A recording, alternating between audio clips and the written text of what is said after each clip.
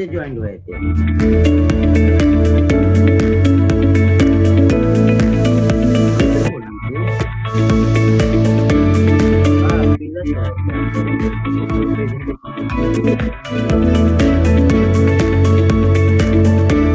MNC मधून कसं join व्हायचं? एमएनसीची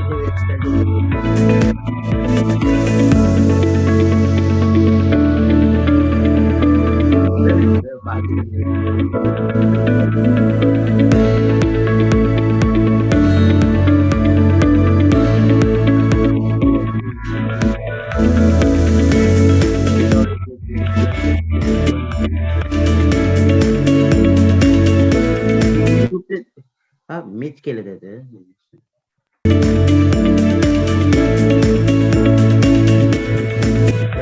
हा more than 100.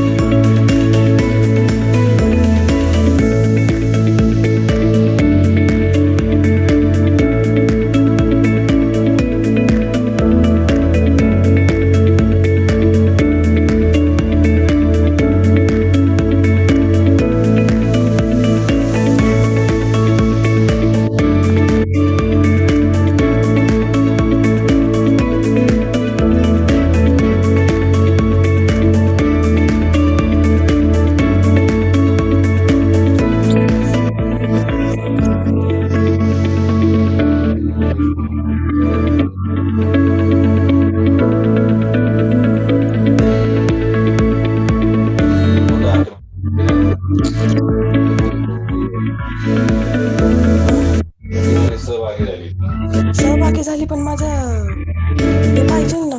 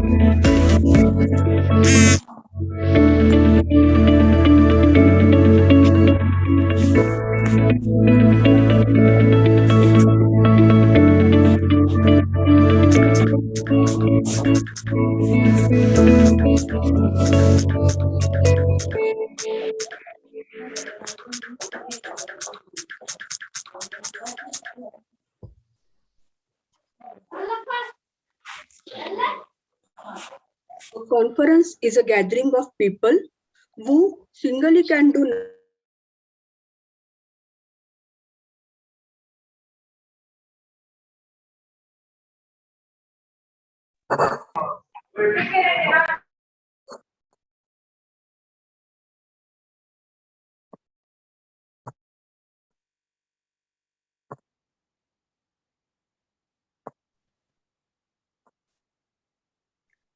Hi, Pratibha. This is Nancy here. Can you hear me? Pratibha, can you hear me?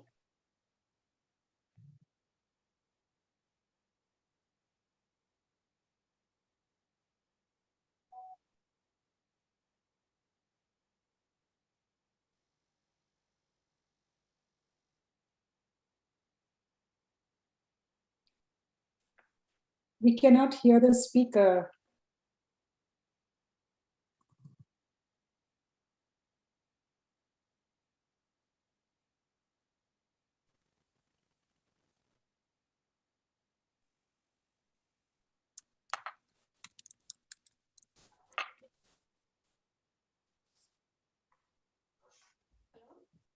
Hello?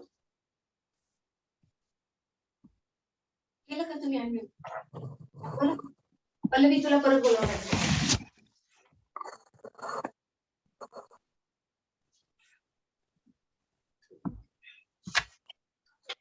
A conference is a gathering of people who singly can do nothing, but together can decide that anything can be done. A very warm good morning and good evening to one and all present over here. On behalf of Dr. Vittal V.K. Patil Foundation's College of Nursing, I, Mrs. Pallavi Kolapkar, take this opportunity to welcome you all for the first E-International Conference organized by Dr. Vittal V.K. Patil Foundation's College of Nursing, Ahmednagar.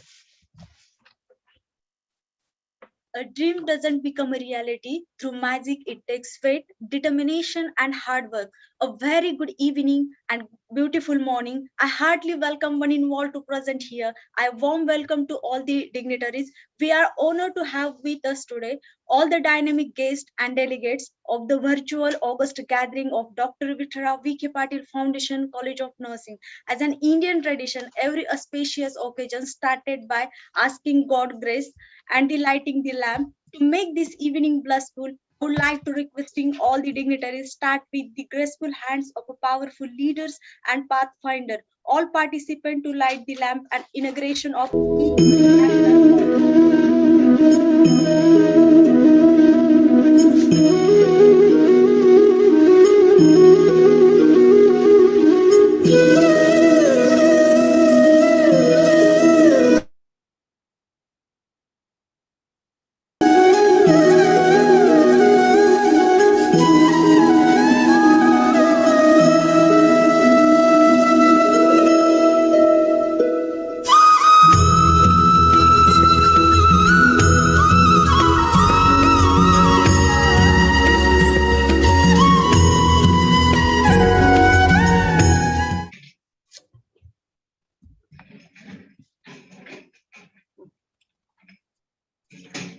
Good morning and late good evening, ladies and gentlemen. One more beautiful day by the grace of Almighty God, whose mercy endures forevermore. On behalf of Dr. Vittal V.K. Patil Foundation's College of Nursing, in the capacity as organizing chairperson, I, Dr. Pratibha Chandekar, warmly welcome you all for this international conference on evidence-based practice. COVID-19 pandemic with its different variant, now with Omicron, has taught many lessons. In first wave, we were caught unprepared, had mass casualty incidents, and we faced a big disaster. As we were recovering from the first wave, second wave hit, leading to more mortality, but now we are prepared to handle the third wave. Lot of evidence, experience, literature was updated and reviewed by health professionals. Lot of material was poured in. Every people were looking into database minute by minute. Today's e-conference platform, also one of the lessons we learned, globe has become a village, and as if we are walking through the lanes of Indiana, Texas, North Carolina, India, knocking at the door and visiting through digital mode, sitting and having dialogue on evidence-based practice in each other's living room or in office. Friends, the evidence-based term was coined by David Eddy, first time in 1987. Eddy first published the term evidence-based in March 1990 in Journal of the American Medical Association. Formal introduction of evidence-based medicine was in 1992 and then spread to the allied health profession. In India, evidence-based practice is still in infancy stage. I'm sure this conference will help us to take a big leap. It is my proud privilege to welcome all distinguished guests, a young dynamic neurosurgeon who is the torch bearer and carries the mantle of his grandfather and great-grandfather, a great visionary, is none other than a popular personality, Dr. Sujay Radhakrishna V.K. Patil. We welcome you, sir, and thanks for accepting our invitation as chief guest and gracing this occasion with your presence. I warmly welcome our source of inspiration, guiding force, and pillar of our institute, Professor Dr. Abhijit Divte, Deputy Director, Medical of Dr. Vittalrao V.K. Patil Foundation. Also, warm welcome to our today's keynote speaker, Dr. Agnes Reddy, who is my beloved teacher, whom I adore so much. And presently, she is based in US. Also, all expert speakers, Dr. Nancy, Ms. Viji, and Professor Colonel Rekha for accepting our invitation. We look forward to hear from you. I warmly welcome all the chairperson and members of the scientific concurrent session for accepting our invitation. Also, all the members of scientific committee, all the heads of the institutions, deans, deputy director, director of V.K. Patil Foundation.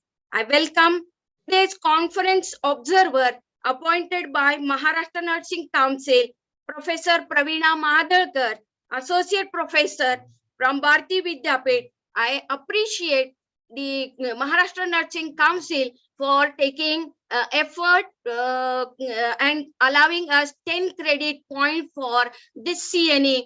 So I really appreciate the efforts done by Swati Balerao Madam, Assistant Registrar, and also Registrar Rachel George. All presenters, I welcome all the participants across India and abroad. We have around 1,200 people joining in this conference. If you could appreciate this from all parts of country, people have joined. I also welcome all the principals, the faculty, the students who have joined for this conference, the clinical nurses who have joined for this conference. So once again, I warmly welcome all of you. Thank you, and once again, a warm welcome. Okay.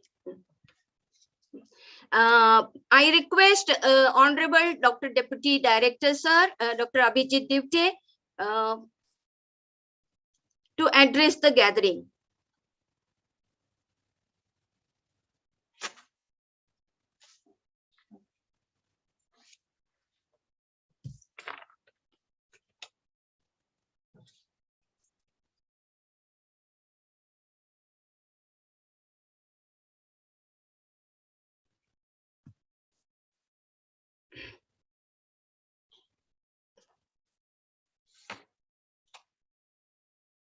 Direct upon keynote speaker लगेगा. हाँ. Okay, I think we are not able to get sir in this because this waiting room is creating a big problem. Okay. Yeah. In developed countries, the translation of research-based evidence into nursing practice has increased significantly over the past decade and has fostered the delivery of high-quality care, improved patient outcomes, decreased practice variability in care, and reduced healthcare costs. Translating research to practice takes around 10 to 20 years, and evidence-based practice integration is 10 to 20%. I hope all experts are going to embark upon this, right? The stakeholders play a major role in ensuring successful adoption of evidence in healthcare.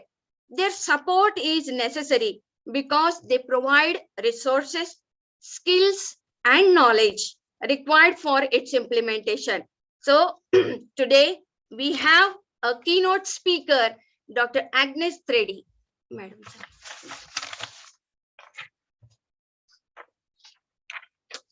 Madam, you are first my beloved teacher, and then you are a senior vice president and the system chief nursing officer for the 12 hospital systems situated in Indiana and Illinois. Madam, you have been with Franciscan Health for 4 years, providing executive leadership in patient care services, in acute care, and in post-acute services. Madam Agnes serves on the senior leadership. Madam has done her master's from SNDT Women's University, LT College of Nursing, and she is a gold medalist. Madam also has pursued MBA from Northern Illinois University. She has done her PhD in organization development from Benedict University in Illinois.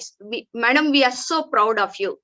And she holds the executive positions at the Cook County Health and Hospital Systems and 2 veterans during the past 10 years. So Madam has lot of experience, right?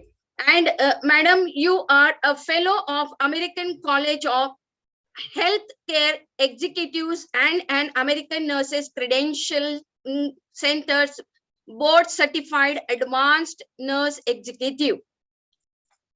Madam is currently serves on the Nursing Advisory Committee of the Department of Nursing and Health at Benedict University. Madam is also known on the board of directors for the Indiana Center for Nursing. Madam Agnes, her personal credo is creating lasting value for patients by adding value to caregivers and the caregivers process. Wow, what a statement. We are so proud to have you, ma'am. Such a high profile, credential, versatile keynote speaker. Over to you, Madam Agnes. Yeah. Thank you, Dr. Pratibha Chandekar. But I was wondering, Pratibha, if you could help me to be able to share the screen. Mr. Amol Temkar, please make Madam co-host so that she can share her screen. Yes, ma'am. Yes, ma'am.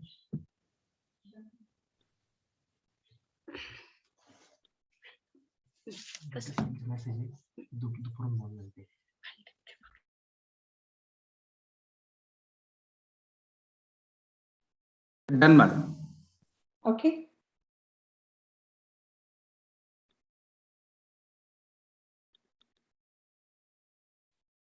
Can someone tell me if you can see my screen? Yes, ma'am. It is visible. Okay, perfect. Good morning, everyone. I'll start off by saying good morning to my favorite group of people in the whole wide world, the nurses who make a difference to the patients and the healthcare delivery. Dear Dr. Chandekar, and I personally like to call her Pratibha because she's closer to me if I call her Pratibha. Shri Radhakrishna Eknath Rao Vikhe Patil, Honorable Dr. Sujay Radhakrishna Vikhe Patil, even if you're currently not here, I would like to address you. Lieutenant General Dr. B. Sadananda, Professor Dr. Abhijit Dipte, Praveena Mahalkar, if you're somewhere there, she's also from SNDT and had been my student. So, and everyone else who's on the dais, particularly my professional friends from across, from US, Viji George, Dr. Viji George, Dr. Nancy Dias, and then of course, Dr. Gupta in US, Major General John, and everyone else is going to contribute to make this evidence-based practice for India by Indian nurses a huge success. It is only just begun, right? So when we talk about I'm here not to probably give you a whole lot about the theory of evidence-based practice, because there you have expert speakers for that. Nancy is there, who's going to talk about introduction to evidence-based practice in nursing. Viji is going to talk about evidence-based practice and clinical excellence. Rekha is going to talk about evidence-based practice and nursing academia. So I'm hopefully not going to touch on the topics that they are going to present, but I would just like to give you a synopsis of what it means for nurses to be engaged in the process of evidence-based practice. Now, we are in the first month of the new year, so I think it is never too late to wish everyone a happy new year. And I'm particularly wanting to remember these last 2 years. It taught us so many lessons in the best and the worst of humanity. It taught us so many things that we need to do differently for nurses. The nurses who held the hands of people who were dying, the nurses who probably were exhausted at the end of the day, the nurses who didn't get enough resources to be able to do what they would have done better for patients. To all of them, I just want to say, we are with you and we are grateful for your continuation of the nursing profession. We owe it to you for what nursing is today.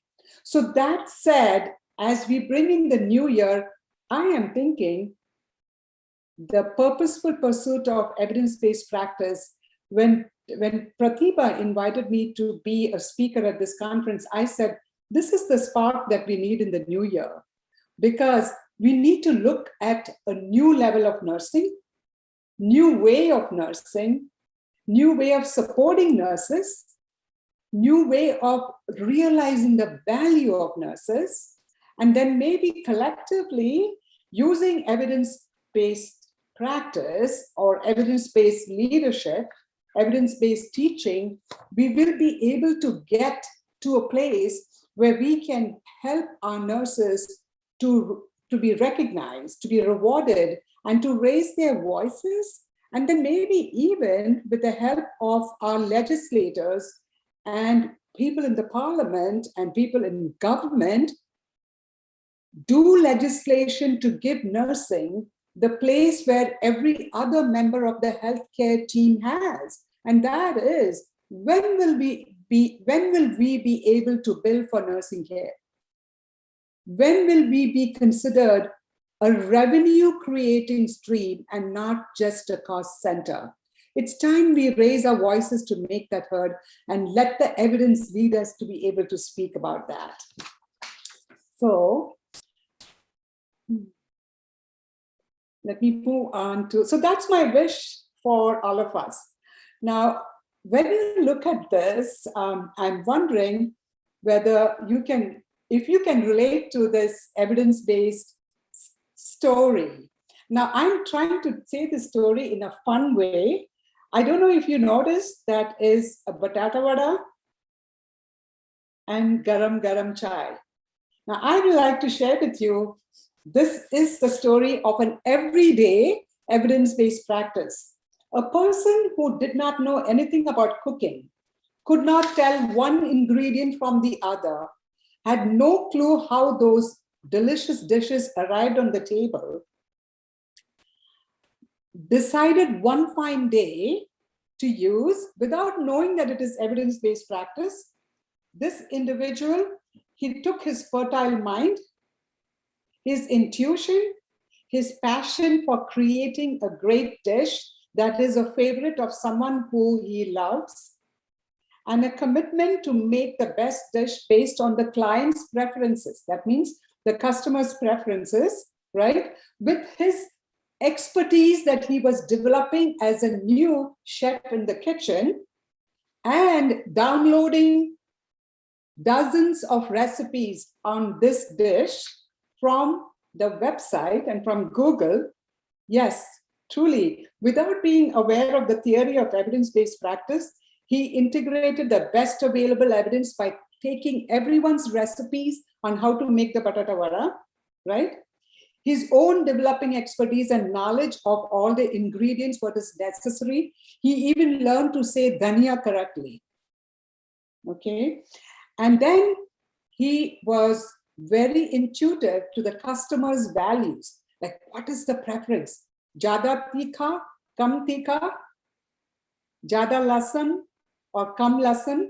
He looked at all of those things, the culture, the values of the individual who's going to taste it, who's going to eat it. And he created a masterpiece that is authentic and that is reliable, that is dependable.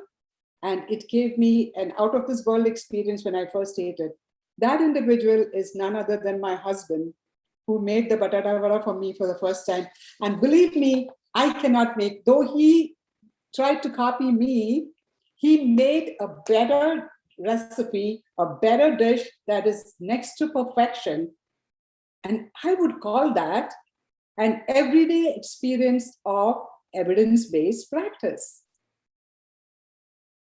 Just wanted to share that with you and have some fun. That was the reason why I shared that. But it is a true story. Believe me, it's a true story. And it has got applicability for this. So now comes another true story of the lady with the lamp, who is the founder of modern nursing. Although everyone talks about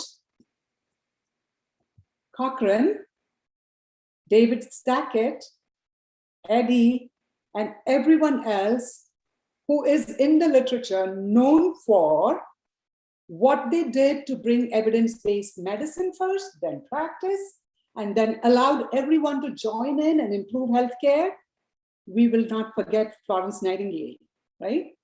I don't know if you've read the book, her book on Notes of Nursing. Some of you may have read it. What she said there was, she gave the evidence-based practice by saying, try washing your hands with cold water, then warm water, and warm water with soap, and see what is the residue of the water. Where do you see most dirt? That's evidence-based practice. She also talked about, so that was the first hand hygiene practice, right? The single most infection prevention practice that has never failed anyone to decrease the number of organisms in the hands of the healthcare worker, or for that matter, anybody in the world, hand washing.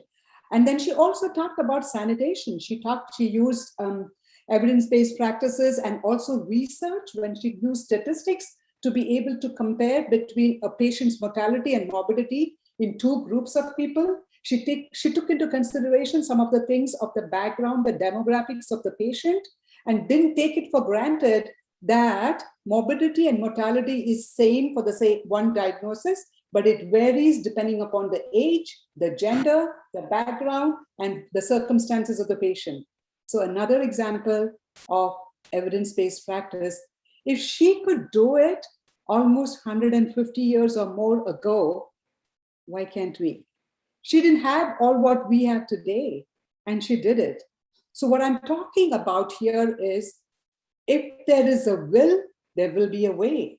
If you have the mindset that you want to test your hunch or your hypothesis You want to go and look at what is out there in the world of scientific literature, and then you want to add it to your expertise and apply it to your patient, individualized patient, in the context of the patient's care. You have just given birth to evidence-based practice. And who can do it? I think nurses can do it the best. I am not discounting the physicians, neither am I discounting the social worker or the dietitian or all other esteemed members of our healthcare team. But I am a nurse and I advocate for nursing and the power of nursing. And therefore I say, yes, we can do it. So, is evidence-based practice a challenge? Then you need to take a closer look at this, right? Have you heard of the statement, smoking is linked to cancer? Daily mouth care for the patients helps prevent ventilator-associated pneumonias. What are the risks and the benefits of swaddling infants? Is there scientific proof? These are some of the statements that have been proven with evidence to say yes. We know that if you raise the head of the bed and do daily mouth care for a person who is vented, we can definitely decrease the incidence of vent-associated pneumonias. And we practice that. Our nurses practice that. So, do you need evidence for evidence-based practice as a standard of nursing practice? We might say yes, and we might say no. So let's look at, does evidence-based practice improve patient care? There are scores of examples. There are lots of practices. There are lots of published data. There are research reports that tell us that, yes, there is evidence.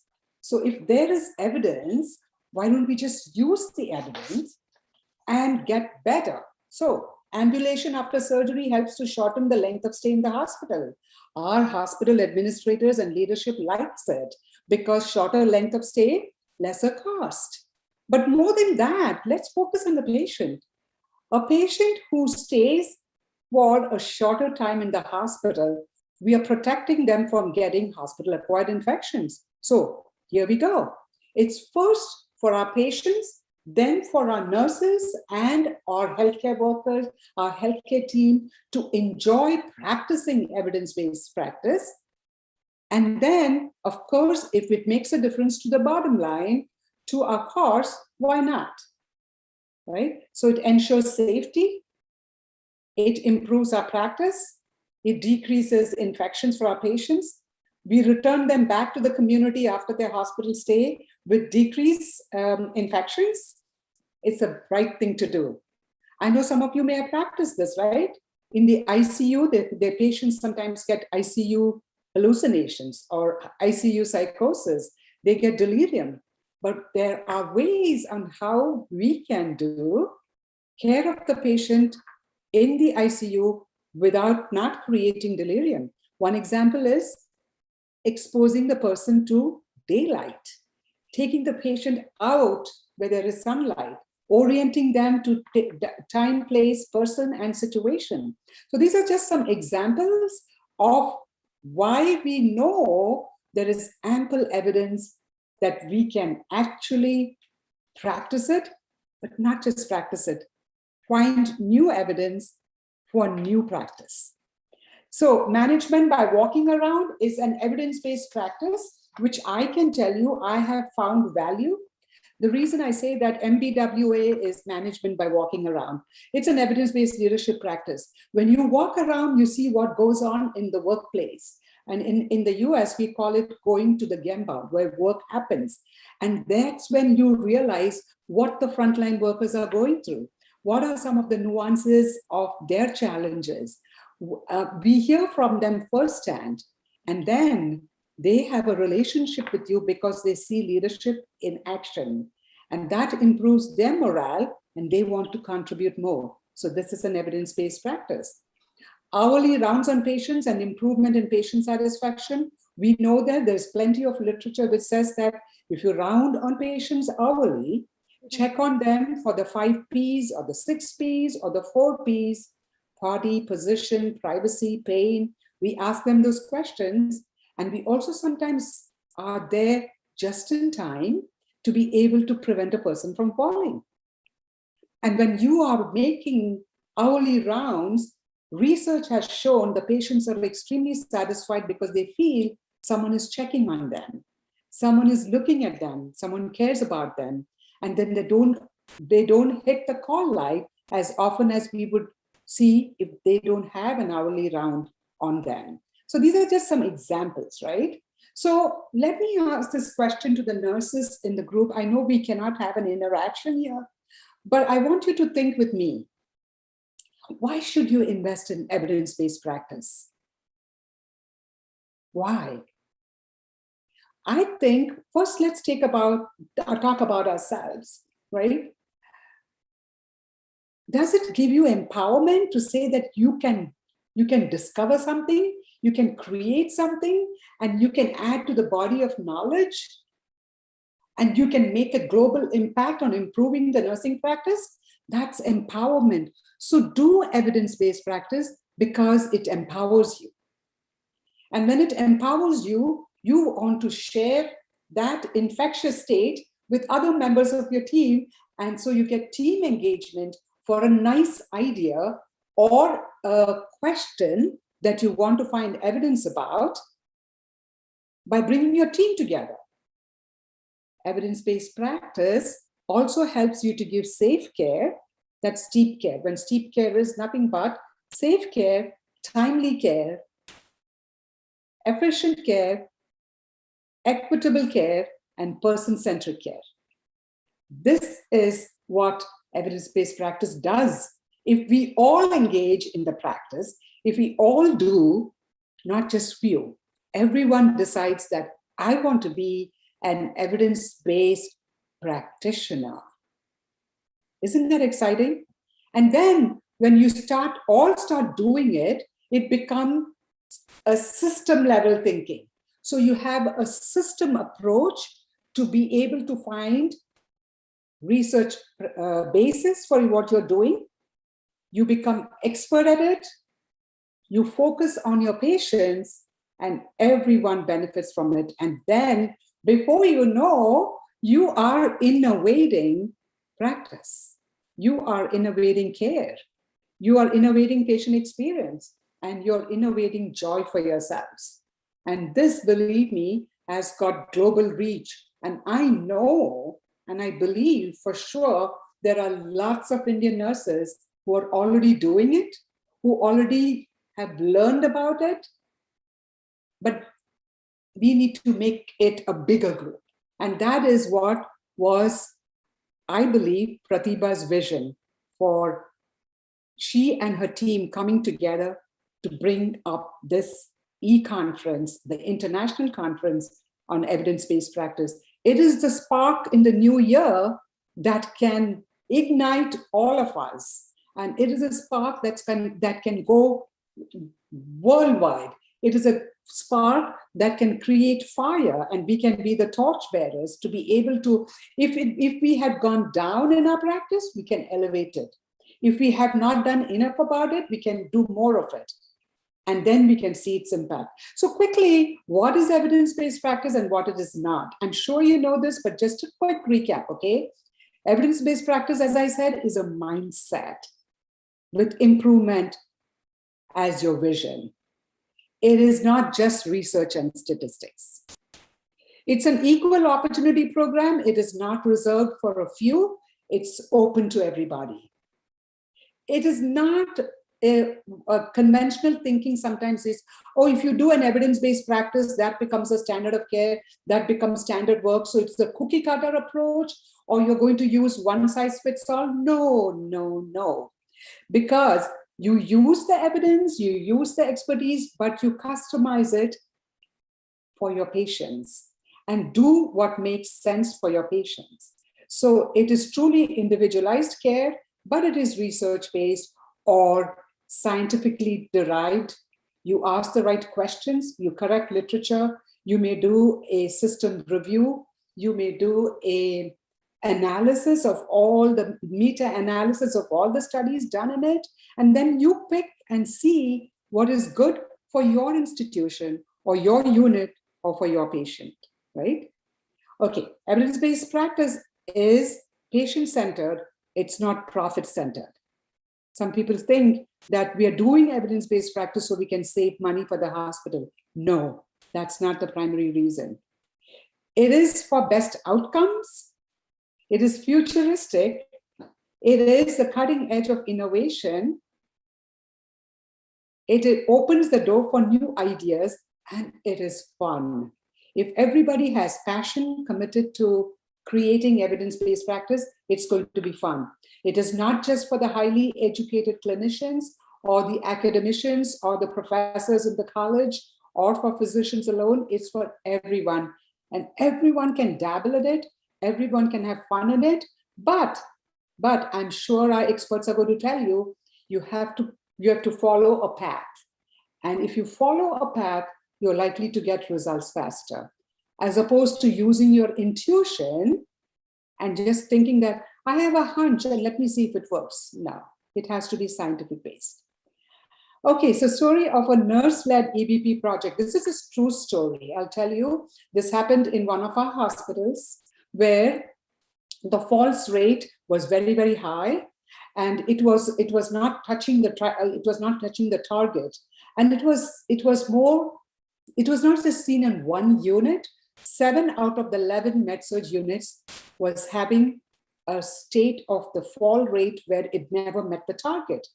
So the nurse educator on the unit asked the question, what should we? So the manager of the unit, or the director of the unit, I think it was, who asked the question, what should we do about it? So the nurse educator said, oh, let's create a falls prevention program. And then the quality coordinator attached to the Department of Med-Surg said, why don't we do a plan, do, study, act based process improvement? That's approach number 1. One of the nurses in the group who's in the school for the DNP project, she had asked the manager that she wanted to pick a topic for a research. So she asked, why don't I do my research on patient falls? And the manager supported it. And the manager said, that's a great idea. But here comes the new grad who said, I remember learning about evidence-based practice in my final semester in class. And it said, I remember this, it said that nurses can improve care at the bedside through evidence-based practice. So maybe if you do evidence-based practice project for falls reduction, we may be able to decrease the falls rate. And she said, I know the theory and I can take the lead on it. After a pause, another nurse who's seasoned and experienced said, hey, I've been out of school for more than 10 years. I have no idea what you're talking about. I don't know what's the difference between research, PDSA, and or evidence-based practice. Someone tell me what is the difference between the 3, and then our unit practice council can decide what kind of project we want to do. So truly, the question was, first, let's find out what's the difference between the 3, and then we'll start the journey. So yes, the quality coordinator, the director, the person who is leading projects for them in the performance improvement department, everybody came together.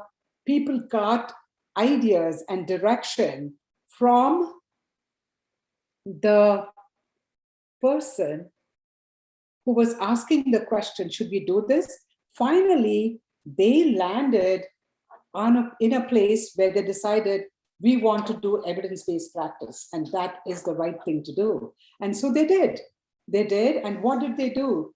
They came up with a project for the entire system to be able to do the Hester Davis scale, the Hester Davis program for falls prevention.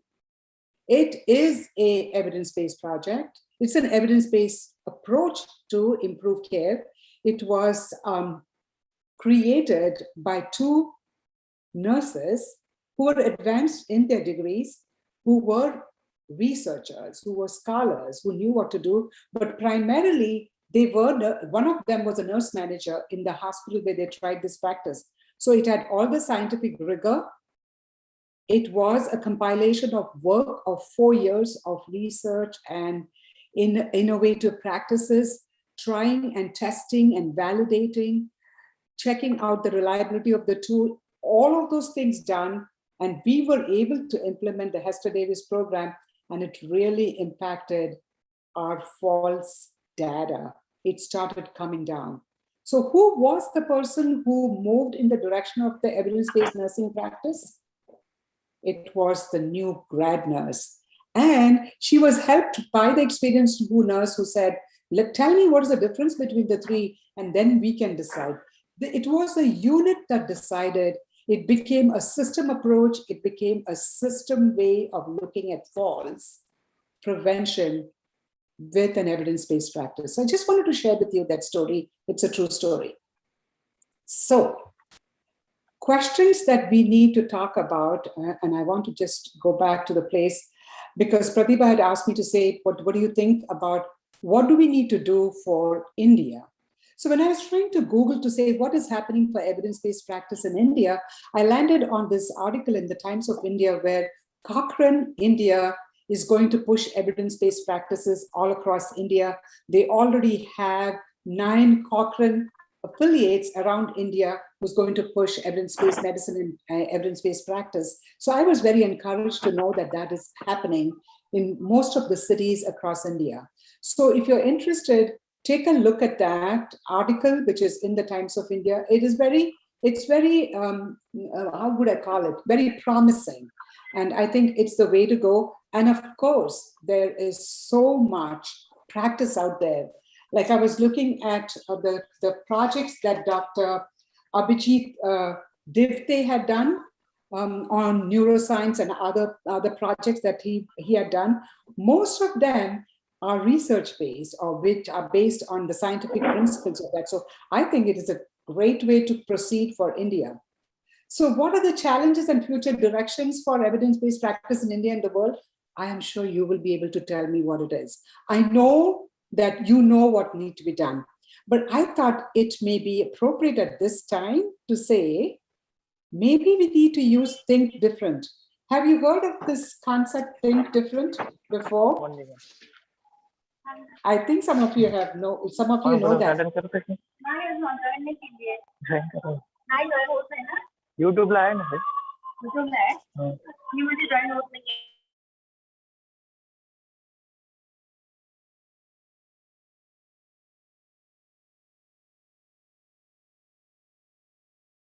Ma'am, unmute yourself. Agnes ma'am, please unmute because we are muted all. Oh, I'm sorry. Were you not able to hear me for some time now? No, just for a while. It is okay, ma'am.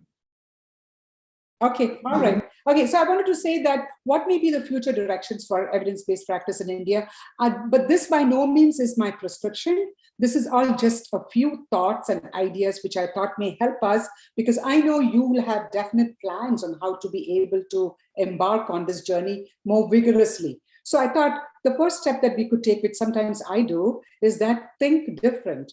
Now, think different is actually Apple's earlier slogan that got them faster to innovation. So let's not think routine, let's think different. So maybe try that. We definitely know that we can redesign the care through creativity and mastery of teamwork. And here I will put in a plug for our frontline staff. And we need to get ideas from the creativity and teamwork and the frontline staff. Invest in the workforce, educate them, empower them, and engage them. And if you're doing it already, my applause, okay? Because they are the best inventors and innovators. Remember, I told you the story of the frontline nurses who got together to prevent falls by using an evidence-based practice called the Hester Davis program.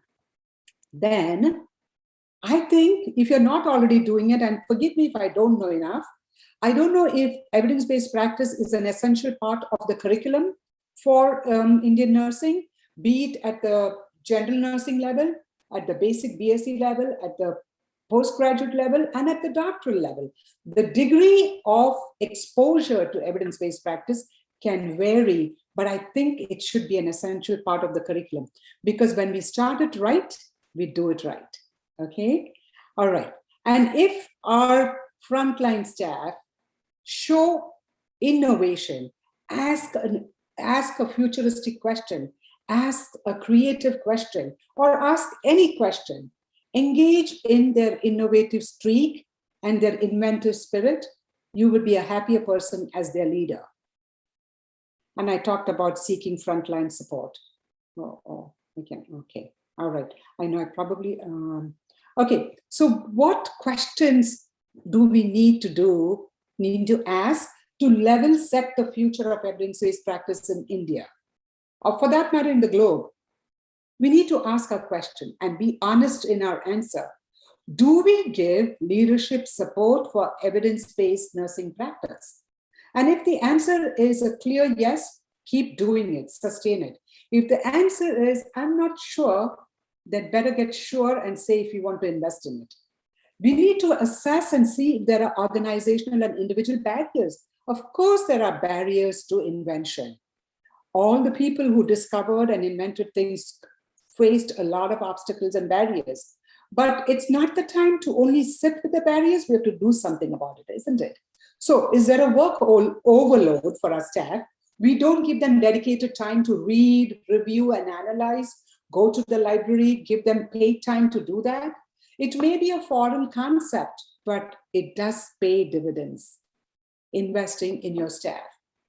No interest in changing practice?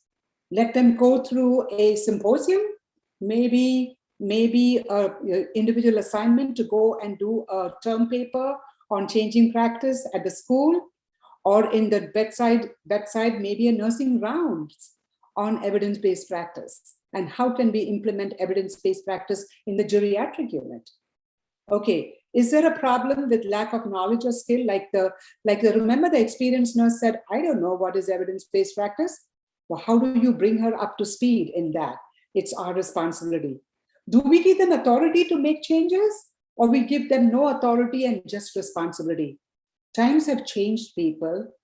We have to give the frontline nurses authority to be able to engage in creative thinking, to propose ideas, to be part of shared governance, and help them find solutions for the nursing problems on the unit. And it's not easy to do that, but it requires commitment and a belief in the power of the frontline nurse. Because I know you must have heard this thing called, a nurse is a leader at the bedside and in the boardroom, or from the bedside to the boardroom. So let's not put limits on them. Is budget important? Absolutely. So when you do your annual budget, make time, or make sure that you budget so you can give the budget that is needed for innovation on your unit. If there's a lack of expertise, hire expertise and keep them and engage them to be able to create knowledge and change in practice. Okay, so I think I've come to almost the end of the program. So I want to ask you a question, and some of you might already know this. I don't know, sorry. Okay, so we know there's an opportunity, we know there's a need. We know the need is urgent because we don't have time to transform healthcare, and the sooner we start, the better it is, right? So here's a saying for that.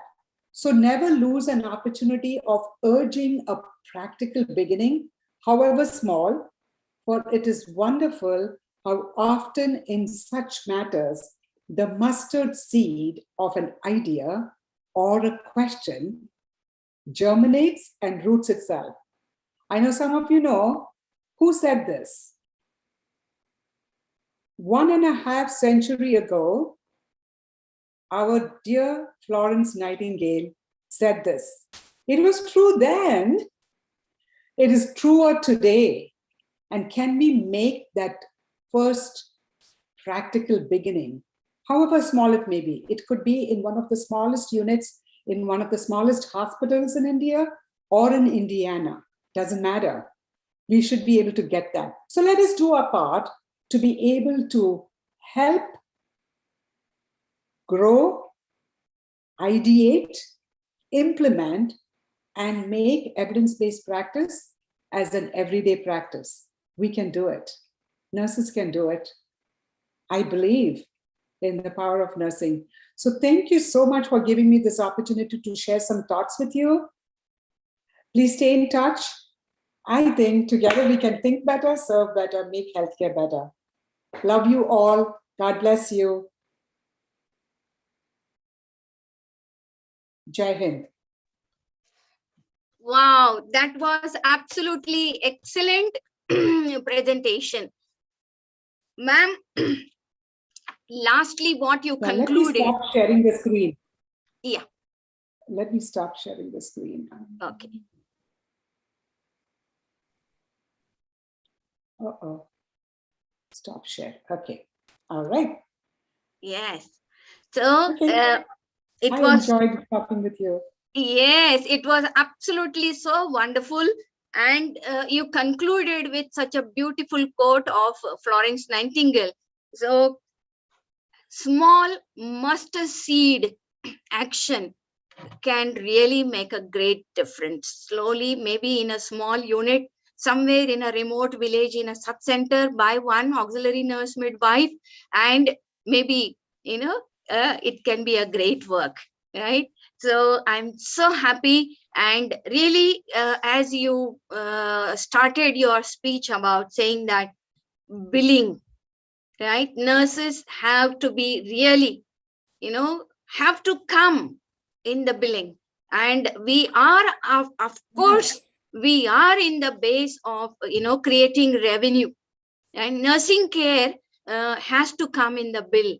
And of course, this pandemic has made the importance of nurses, and every paper, every media was speaking about nurses. And that's why, as WHO also declared, and the year of nurses, and now we are, of course, in limelight.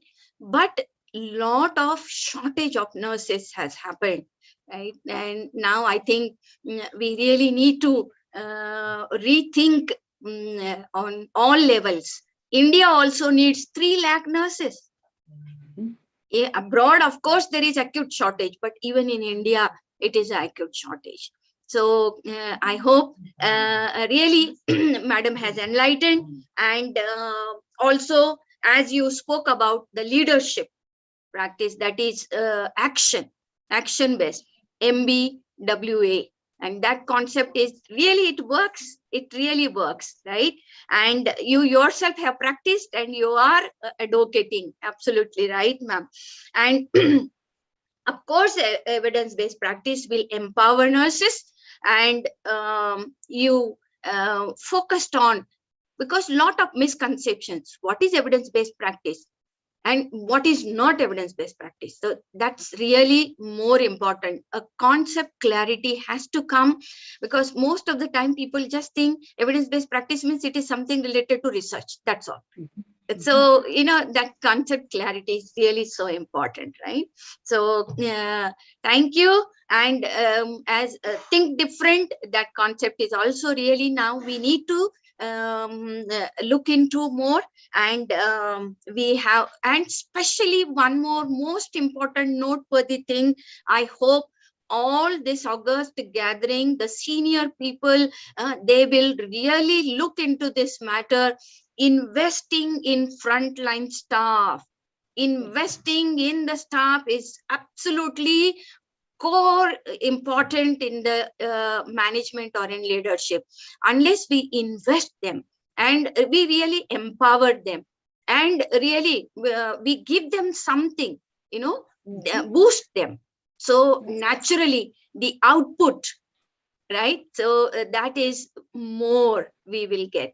So thank you so much for such a beautiful keynote address, and we really enjoyed, and definitely we'll keep in touch. And we really look forward, though we are based in the village area, and a lot of village population, our student community is also children of farmers, and a lot of people are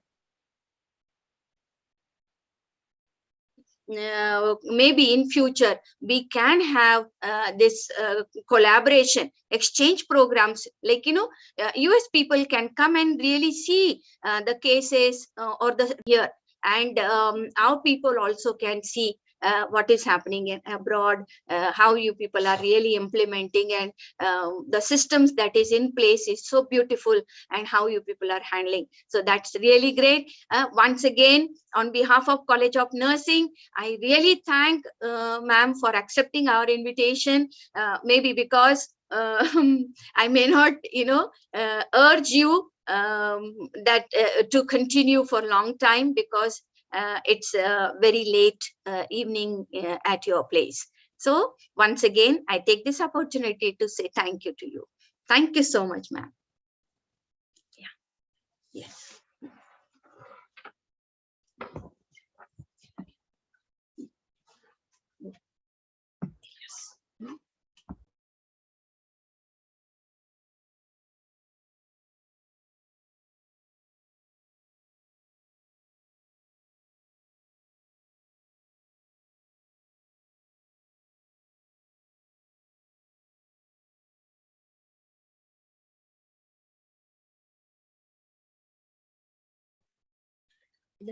Before we begin now, we'll share the poster gallery with you all.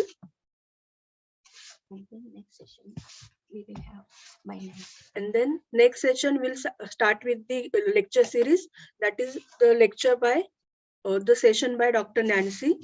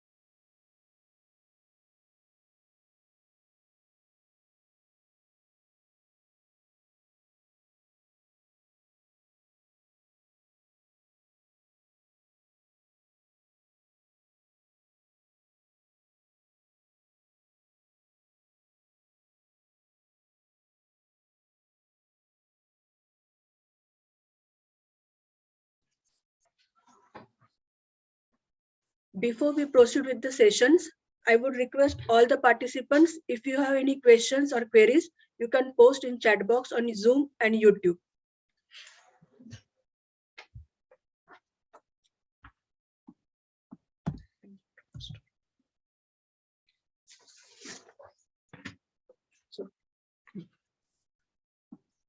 Good morning to one and all, and warm welcome to all the dignitaries who have joined for the conference. Today we are having Dr. Nancy Das. Madam is currently working as an assistant professor at the East Carolina University. Madam is PhD holder, 40 publications and presentations at the international, national, and regional level. Madam has received many funded grants and more than 7 funded grants project. She was the primary investigator for various projects. She has also received fellowships from the various international agencies. A brief about Madam's. Madam has received East Carolina University College of Nursing Graduate Faculty DAS Award in 2021. Madam has received Research Nurse of the Year, North Carolina Nurses Association in 2020. In 2019, Madam has been nominated for HPN New Investigator Award. A few and many more to recognize her. Health Science Author Recognition Award in 2018 and 16. Jenkins Family Graduate Fellowship Endowment Fund she received in 2015 and 16. Inducted to Sigma Theta Tau International in 2006. Distinguished to Success Achievement in Nursing by Maldives Cooperative Bank in 2019. Madam has also received Rolling Shore Academic Distinctions Honor role in all the semesters of BSc Nursing in 1993. Madam is a member of various national and international organizations. I welcome you, ma'am, for your sessions on Introduction to Evidence-Based Practice. Over to you, ma'am. Thank you, Ms. Pallavi, for that introduction. Can you all hear me? Yes, ma'am. Thank you. Thank you for having me here, and my salute to all dignitaries gathered there. Agnes, Dr. Therody, that was an excellent and very inspirational speech, talk that you gave. I have big shoes to fit in now, so I'll try my best, okay? I'm going to start sharing my screen to prepare so that I can start my talk. Give me 1 second, and please let me know if you all can see my screen. I have 2 screens, so I'm hoping. It's visible, ma'am. Okay, I'm going to do a slideshow. And okay, can you all see? Yes, ma'am. Can you all see? Okay, great. So thank you again and welcome. I know my light is not enough. I'm trying my best to get the much light, so my apologies for that. Thank you to the VK College of Nursing for inviting me. It is an honor to be here. And always, it's like, I always say this phrase, we may be wherever we are, dil fir bhi hai Hindustani. So it's always a pleasure to talk to our nurses in India. It gives me such an honor to give back in whatever way I can. So thank you, Pratibha, for inviting me. While my talk will not be as inspirational because it's going to focus a little more on content. So I'm trying my best to make it as lively for you. So let me begin by first asking you, telling you what are the objectives of my presentation today. If I may, there you go. I think I went to the first. So what I plan to do today is I want to define what is evidence-based practice. We will distinguish between EBP, research, and QI. Again, Agnes touched a little on that. We are going to delve into that a little more. We are going to talk about the Johns Hopkins Nursing model to implement EBP. We are also going to delineate the PICO components. That's the term you probably have heard with relation to EBP. And finally, we'll talk about the components of the PET model, which is Johns Hopkins nurse model. So let me begin with this, okay? What is evidence-based practice? If I may ask you all quickly, when I say this question, what is that one or two word that comes to your mind when you hear the word evidence-based practice? Go ahead and maybe write it in the chat. I see a few people chatting, putting some chats in there. I would really like to see what's that word that comes to your head when you say evidence. Is it research? Is it quality improvement? What is it that comes out? Or is it problem solving? Just go ahead and just say what you think of as the first word or two that come to your mind.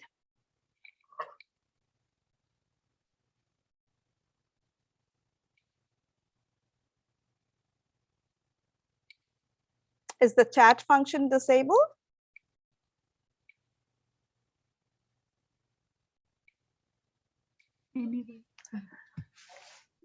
Yes, ma'am. Oh, okay. Okay. Okay. So I'll proceed then. So what is evidence-based practice? I liked that the batata vada and chai kind of take that we were introduced to. And really, it's those three big pieces, right? Basic research evidence, the values, and clinical evidence expertise that makes it what is EBP, what the definition of EBP. So what EBP entails, it's a problem-solving approach. We have heard about, okay, you have to solve problems, you have to, what is the nursing question you ask, you have to be critical thinking. So all of those questions, so you put it all together, it is all to solve a problem. It's an approach for clinical, but to make a clinical decision within a healthcare organization. So what it takes, it integrates the scientific evidence, your best experiential evidence, and then what are the values? What is the judicious application of evidence care to the care of individual patients and population and the system? So what are the values that is reflective of the patient that you're planning to serve? So if that's the definition of evidence-based practice, you also see that as the missing piece. I saw the posters that were presented there, and there was a poster of the puzzle. So this is the puzzle that you need to fit in. You need to kind of solve. That's the gap that you're trying to find. What's that question? What is that burning thing? What is that hunch that you have that you want to answer? And so it's finding the answer to that is what evidence-based practice involves. Again, going back to why EBP, and Dr. Thierry again kind of gave a beautiful list of it. And just to go back to the gist of it, one, it will help you with your care. You're trying to identify what's the best care you can give. What's the best, how can you write the best care plan? We were taught nursing care plans and writing the best care plan, prioritizing the care. But that's all on the basis of what clinical symptoms you see. What you're doing now is going back and based on that care plan, what's the best action that I can take in order to help the patient is what you're trying to identify. It also helps with, one, if we try to use evidence-based care, you are trying to take what's the best approach, and if we standardize it, then you're reducing practice variation, which will then help you standardize the care. It helps to guide your nursing education and practice, because then when you're teaching the students, you're saying, okay, this is the best practice that's out there, so this is how we are going to teach you, which will ultimately lead to increased clinical knowledge, expertise, and finally, increase autonomy. Again, what's our value? What's the worth? Are we just being handmaids of the doctors, or are we having that autonomy to make those decisions for that bedside approach that you want to give, for the care that you're ultimately giving, for the orders that are given to you and then you are delivering? It is that level. We are always that last barrier, right, to prevent any errors. So that's when that's why that with the the responsibility again comes the autonomy. So therefore, all of that to help you make that difference is why we need evidence-based practice. But the ultimate goal is also to help improve outcomes. You could be improving clinical outcomes, like we see examples, and if the vital signs need to improve or false rates needs to improve. You might improve functional outcomes, as in case of whether you're doing activities of daily living and how that outcome needs to be improved, whether the patient can improve in the time that he's there and doing the self-care, or whether that's the time that patient is taking to be able to be mobilized and therefore go home early. So that's the outcome you might be looking at. Or it might be perceptions. Is there satisfaction? Is there experience? I'm sure hospitals are looking at that, right? Satisfaction surveys are being done all the time. So even to improve that, because that could be just a small question. Did that nurse come and tend to me when I wanted that one glass of water? Did the nurse have that time for me to do when I wanted that bedpan? Did she give it to me? Whatever was the perception that the patient went with, are we improving that, and how those changes can be made? Whether it's process or intervention outcome, again, what fall prevention processes are being used, or what medication error processes are being used in order to help reduce the fall rate or reduce medication errors.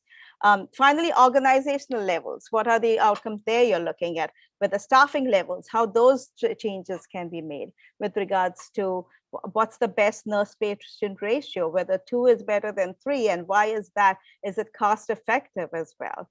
So all of those outcomes as far as organization is concerned are readmissions there. So you are looking, when you're doing EBP, you're looking at different outcomes as well. So on each of this, it is our role as a nurse that we see that we influence each of these outcomes. So why not be part of that change that we need to make to see what's the best approach that will help reduce this? So all of this then starts with the fundamental question, something called the spirit of inquiry. That whole thing about thinking, asking the question, how do I make the difference? How do I change something? How do I challenge a tradition? Why are we practicing the same thing if it's giving us the same outcomes? Why are we not seeking for different approaches? And with that is what we want our nurses to have. We want that spirit of inquiry. And I wouldn't say that, I think this whole idea, the fact that we came into a profession for that deep sense of caring, of course, and of course, it does give you the job satisfaction when it comes to when you end up giving the care, but also you want to say, what's the best care I give? So in order to give the best care, what's the question I'm asking? Is this the best approach? We have been changing bed to reduce bed sores. We've been turning the patient every 2 hourly. Is that the best approach? Would it be different if we now change it to 3 hourly? How is that changing? Does it really need to be? What are the other ways or other reasons? So asking those questions constantly is what we are trying to find answers to. So with this spirit of inquiry, we have 3 different ways that we do it. We do it in the form of research. We do it in the form of as an evidence-based practice project, and we do it in the form of a QI project. So it's kind of a tripod thing in order to help you find the answers, right? And I was trying to think, okay, what's the best way I can kind of try to help make the difference? I'm going to go further down into this, but I want you to remember this picture of the rickshaw. It was funny when I thought of what is the thing that I can show 3 things that are that help you and move in one direction. The reason I thought immediately the rickshaw came into my mind, one is my kids love rickshaw. Whenever we come to India, they love to take the ride on the rickshaw. But there's another reason. I thought there's 3 wheels here in the rickshaw, which kind of help you propel forward. And that's the way that we see the body of evidence, the spirit of inquiry helps us to kind of move forward with what you want to practice. So here's a starting point, okay? So when we have a question, when we have a hunch, okay, you always want to go to the literature, because that's where, yes, you will ask your friends, you will ask the seniors, you will ask people who are your mentors. but also you want to first go into the literature and you do a cursory search. You are just looking, what's out there? Do I even know? Is there any evidence? Is there something out there on the topic, on the question that I am having in my mind? If you do not find an answer to that question, there's no evidence for that question, then that's when you will be delving into research. For example, if we take the COVID scenario now, when COVID came to us, though we had coronaviruses, but when this COVID-19 hit us, that we were not aware of what's the best practice. We didn't know how to give patient care. So there was not that body of evidence as far as giving care. So yes, we started doing things because with whatever foundational principles we had in mind. But then how did we know that a prone position is better than a supine position? Unless we kind of gathered data about it and then found, oh, the patients who are being put in prone position are doing better than the patients who are put in supine. So that was part of the research that was done, because there was no evidence out there. And now then that we had to create evidence. When there is evidence, so now if you go back and then you see, okay, we have been in COVID for the last 3 years, 2 or 3 years, since 2019. There is some evidence that has developed and there's some studies that have been there. So now if you have, again, what is the best practice as far as the position that you need to give? Now, if there are studies that are out there, so there is evidence, you go to that literature. And in that, once you go to the evidence, you are then doing something, you are going to take 2 directions. One, you can do an EBP project, or you can do a QI project. So this is kind of a fundamental, kind of just a broad way of differentiating it. But let's go further and see how do we differentiate these 3 things in terms of what's the starting point, what's the method used, and what is the outcomes that you will see. Okay. So with evidence-based practice, as I said, there's gap in the knowledge of best available evidence. You don't know, you have a problem and you don't know what's the best evidence that's out there. But there is evidence out there, you just don't know what it is. So in case of EBP, there are a couple of models called the Iowa model and then the Johns Hopkins nursing model. The Johns Hopkins uses the PET model. That's practice, question, evidence, and translation. I'll be delving a little more deeper in that model for you in the next few slides, but that's the method you use in terms of EBP. And so the outcomes there are, you are synthesizing the best evidence, and then you are telling what's the best practice, and you're going to adopt that best practice. That's the outcome of evidence-based practice, that you delve into the research evidence, you follow the PET model, and then you synthesize your literature, and then you find the best evidence, and then you implement that. So an example would be, what are the best practices to prevent falls in elderly patients? So we have been learning about falls preventions for so many years, but still your hospital is having still an increased number of falls rate. So what do? You go back into the literature. You don't have to do a whole research study because there is evidence out there. You go into the literature and see what are the different processes being followed and what's the best evidence that's out there in order to improve falls. So that's EBP. So this is the PET model that Johns Hopkins Nursing Institute has prescribed. And it basically talks about 3 different areas where you ask the question, you have the inquiry, then you search the evidence, and then you kind of translate by you practice the practice improvement, you translate that. So it's the practice question, the evidence, and the translation, the PET. That's why it's called the PET model, P-E-T. Okay, so once you have the inquiry, you ask the question, you delve into the evidence, and then you translate. I will be going through each of these steps in more details, but as I'm differentiating the 3 different areas, I just want you to understand what's the PET model here. So again, you have the practice question, which is the question seeking the information, the evidence, which is you're analyzing and synthesizing the evidence, and then you're translating it as in interpreting and drawing conclusions. So that is for evidence-based practice. Okay, why do you use a model? Why can't you just go ahead and you just do, okay, we know we have to synthesize the literature, why is it? As we learned about, even in research, we learn about nursing theories, we learn about theories. What it does, it kind of conceptualizes what you're looking at. It helps you, it gives you a structure, and in that structure, it simplifies, it gives you simplicity in the direction that you want to go. But it also gives you, helps you with standardizing things. Okay, if this is the way that we have followed, ABC things have to be done, then that will standardize the process and give you better results at the end. So it's always better to find a model that you want to follow so that you can then follow the steps and say, then when you present your posters, etc., it is always, okay, we have followed this model, and you and it kind of replicates the rigor in what you have done, the strength in your methods that you have used. So going to the next thing, what is quality improvement? Okay, so again, there is a gap in the performance or practice or a process. You see there are quality improvement outcomes. Their falls rate are, if in the quality outcomes are falls, reducing falls, then and there's increased rate, there's a gap, there's something that's not being done. So if you identify that, this in the quality, the method used is something called Plan, Do, Study, Act. That's a PDSA model that is followed.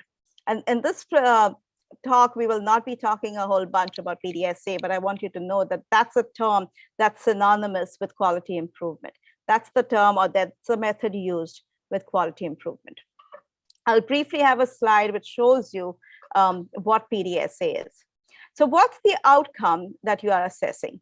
It will ultimately produce evidence for using that particular quality improvement project. If you found a process with regards to improving the falls outcome, then you will implement it, and you will then see whether your falls rate has reduced. So you kind of do a small quality improvement project following the Plan, Do, Study, Act model. So you ask a specific intervention question. Will a specific intervention help decrease fall rates on our unit? So you see, you're in the EBP question, you are asking what's the best evidence that's out there. Whereas in a quality improvement thing, what you're doing is you are asking whether a specific activity will help improve the outcome that you're looking at.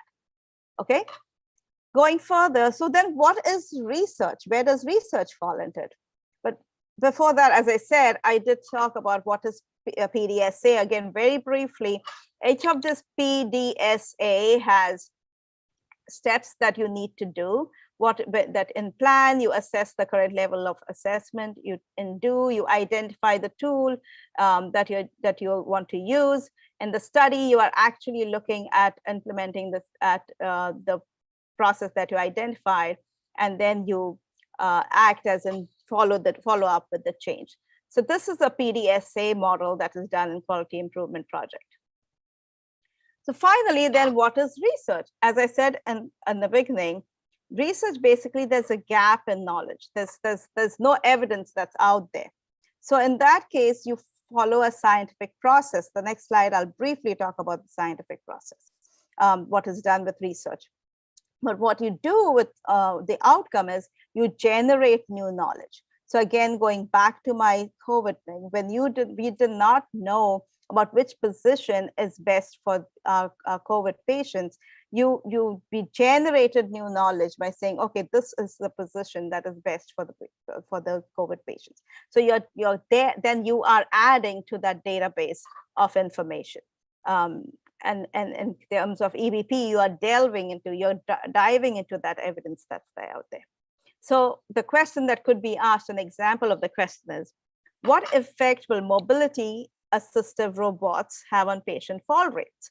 So you're basically taking a particular thing that is not known, and you're trying to find the answer to that particular question.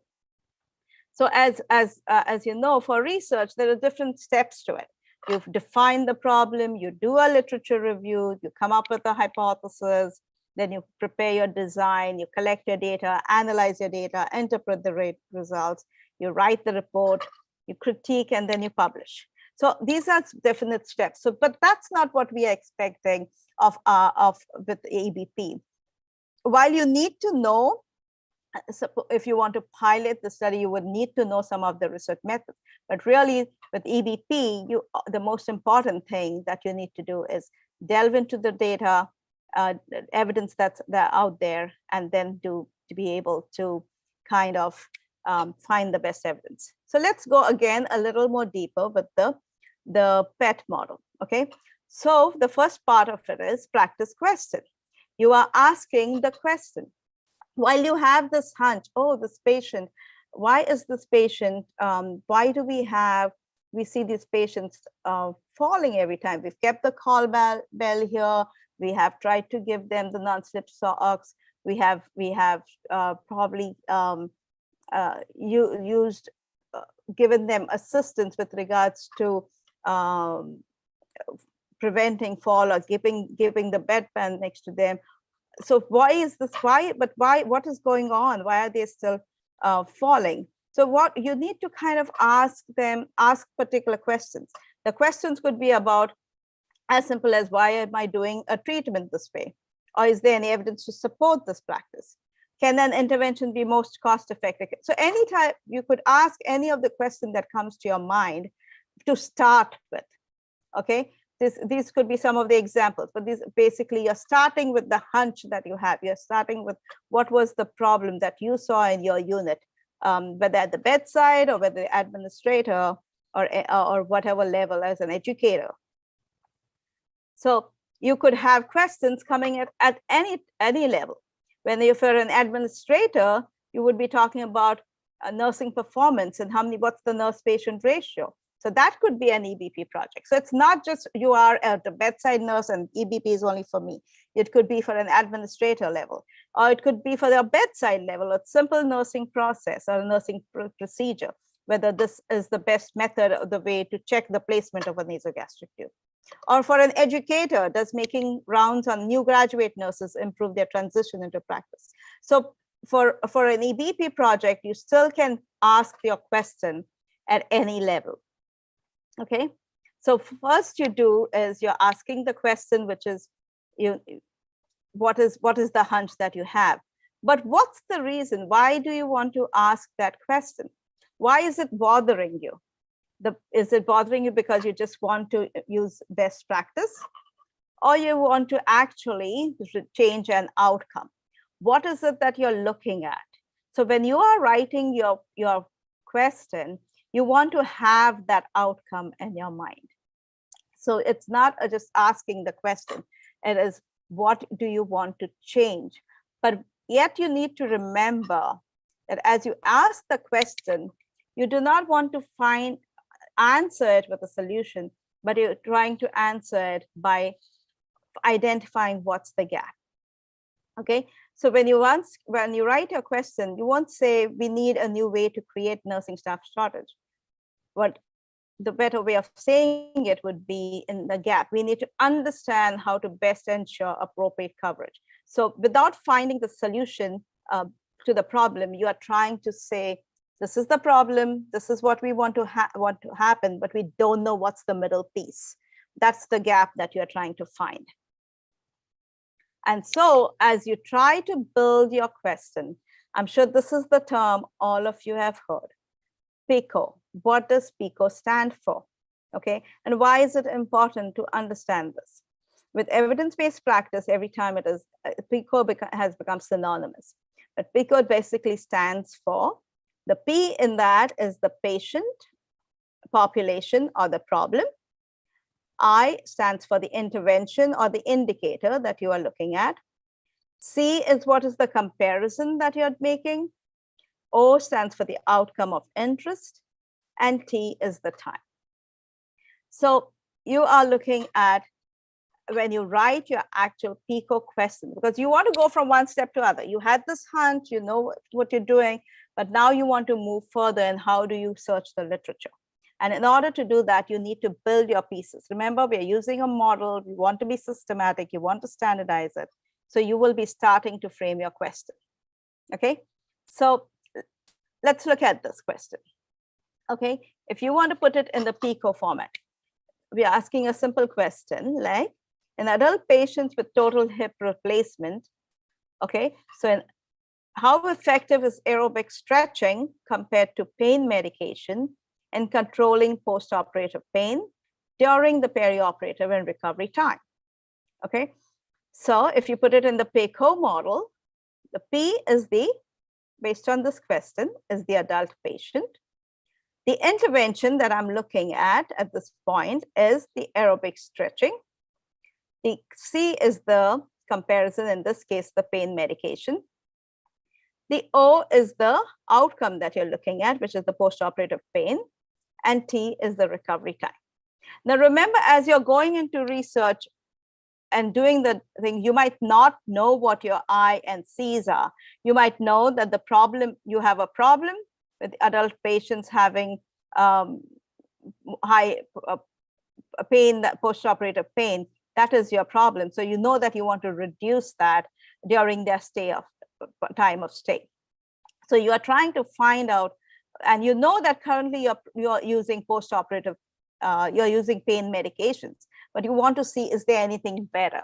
Is there anything better, that the evidence that's out there with regards to improving the outcome that you're looking for? So your I may be something you still don't know that you might begin with, but at least you have narrowed what you're trying to look.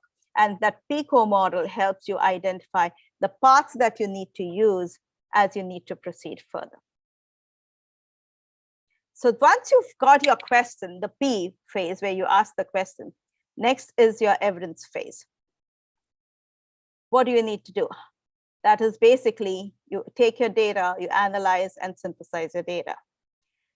So what do you do to analyze data? You have to delve into literature. There are a few free databases that are there, like the PubMed and TRIP. I've never used TRIP, so I don't know much about TRIP, but I think it's something we use in India. Of course, Google Scholar, our Google Guru is there, who helps also find a literature, do a literature review. You also have licensed databases like a CINAHL and Cochrane Library that you can use in order to do your search. So what you do is, what you will do is, once you identify your PICO question, you identify the resources. You can choose which you want to do. You want to do PubMed, you want to do CINAHL, whichever resource you want to do. Then the next step you do is assemble and sort your search terms. So your PICO is what will guide you with your search terms, because when you go into the literature review in your databases, you're like, okay, what do I do there? How do I find what I want? So take your PICO as your starting point and put that as your search terms. Identify your key terms. And that will give you the data that you need, the evidence that you need, which you will have to, of course, do a systematic analysis, look at it, what you're doing, and then finally, you will appraise the literature. So how do you appraise the literature? What do you want to, yes, there's lots of evidence out there, but you want to take what's the best, right? So you want to see what you want to kind of judge it, verify it. Is this good, bad? Do I use this? Do I not? How do I know which intervention I should use? How do I know what's the best evidence? So you have to select the quality. You have to check the quality of the evidence.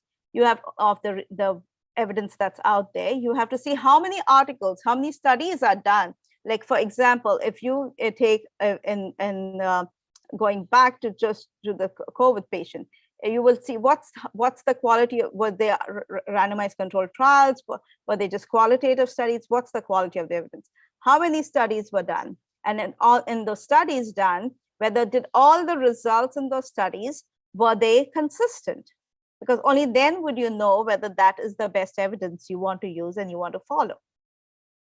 So you could use this tool to judge the quality of your evidence. There are different types of hierarchies of evidence. This is just one of them. But basically, the concept is that your more qualitative studies and case control studies, reports, etc., at the bottom of the pyramid, you do have your randomized control trial, which is up here, which are the best among your research data. But then you have at the top of pyramids, you have your systematic reviews, your meta-analysis. All of those come at the top of the pyramid, which will help you with your quality of evidence. So once you decide on the quality of evidence, once you've delved into the literature review, What you then do is then you take that literature and you interpret your findings and you're drawing conclusions. So how you have made that decision, you have gone into the literature, you have looked at the literature that was there, you've assessed the quality, you've found out, okay, this is the evidence that is best used. This is the protocol with regards to false assessment that you will take, that you will go ahead and implement, because that's the best evidence. So what you can do, what do you do next? You have the evidence. So now where did you start from? You started from with the problem that was there in your institute. There are definitive steps of implementing the change, which Viji, our next speaker, would be talking about how you take that evidence and you then go to implementing the change. So you would roll out that change either as a small pilot project, or you would, but as you're rolling that out, you definitely want to do your risk and cost analysis, that you want to see whether that will be the best approach for your bedside, for your hospital. So you do have to have the buy-in of your stakeholders, of the people in charge, of your ward unit managers or in charges, or the deans of the unit, who will be then helping you implement the change. So this is basically, in a nutshell, to how do you implement an ABP. Now, the delving into the literature, doing the evidence-based synthesis is our definitive processes and detailed processes that you need to follow. But what we did today is just in a nutshell kind of presented to you basically what's the question that you ask, how do you ask the question, how do you search the evidence, how you appraise the evidence, you summarize your findings based on the quality, the consistency, and the quantity of evidence out there. You consider your risk and benefit change, and then you implement the change. So while this may sound like a big problem, or when you see a problem, sometimes it may look like you might see just the tip of the iceberg, but the problem might be bigger. And when you take on evidence-based control, evidence-based practice, you might think, oh my God, that's a big mountain I need to conquer. That's a top big hill that I need to climb. Can I do this? And I want to say yes, with the way we are, the fact that we have come together to even start this process, the fact that we are sowing the seed, and Pratibha said, you are your institute, you're dealing with nurses who are from villages, or you're going to the villages and doing things. That the fact that this mustard seed has started there tells us that we want to conquer this mountain, and that we have the willingness to do it. So with that in mind, I want you all to start beginning with regards to start asking the questions of what needs to change at your bedside, at your place of work, at wherever you are. With this, I thank you for this opportunity, and I'm happy to take questions.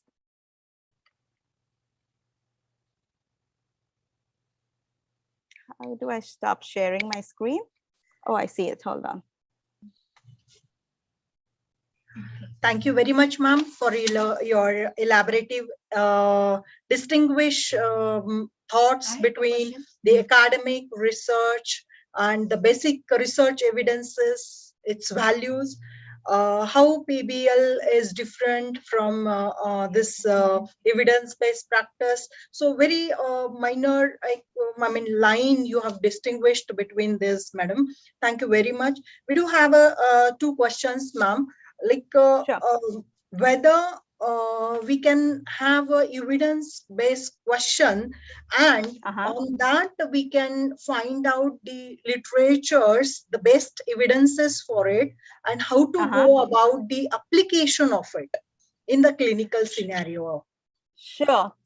So, and again, as I said, that is kind of a follow-up thing. But what you do once you know the evidence that is the best. For example, if it's a false prevention protocol, you've identified that that's the best thing, best evidence that's out there.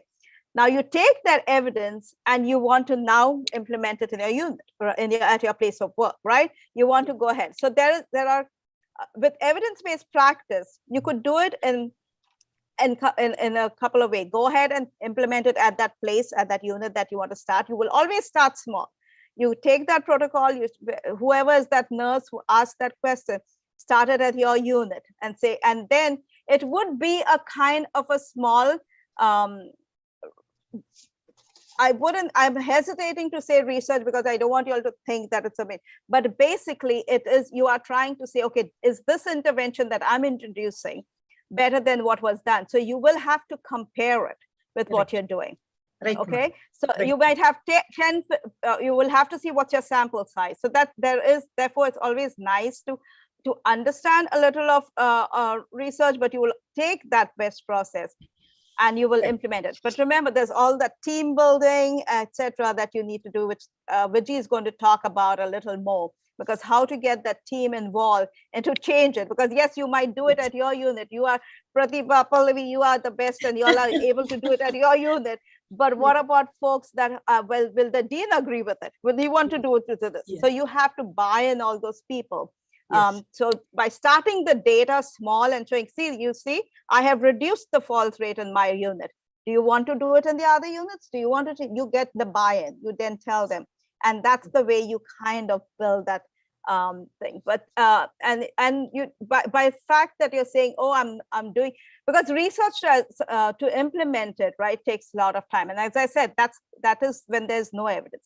Here there's an evidence, you're saying it works, people have said it works, we just have to see whether it fits our population, it fits our sample. And therefore you test it small, and then as you're doing it, go meet your deans, go meet those people who have the money and tell them, I will be able to help improve our outcomes. Yes. I think that's the way we need to see. Sometimes we might have to buy, sometimes, I don't know. I know the thing we say, paisa bolta hai, right? You say that money talks sometimes. Yes.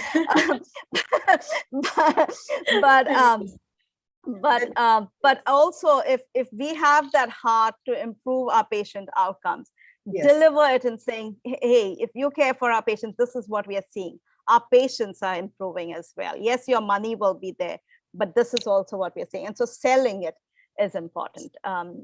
So it's that leap you have to do. And that's why I showed the thing of the mountain. It might be a mountain, but taking it one step at a time will help.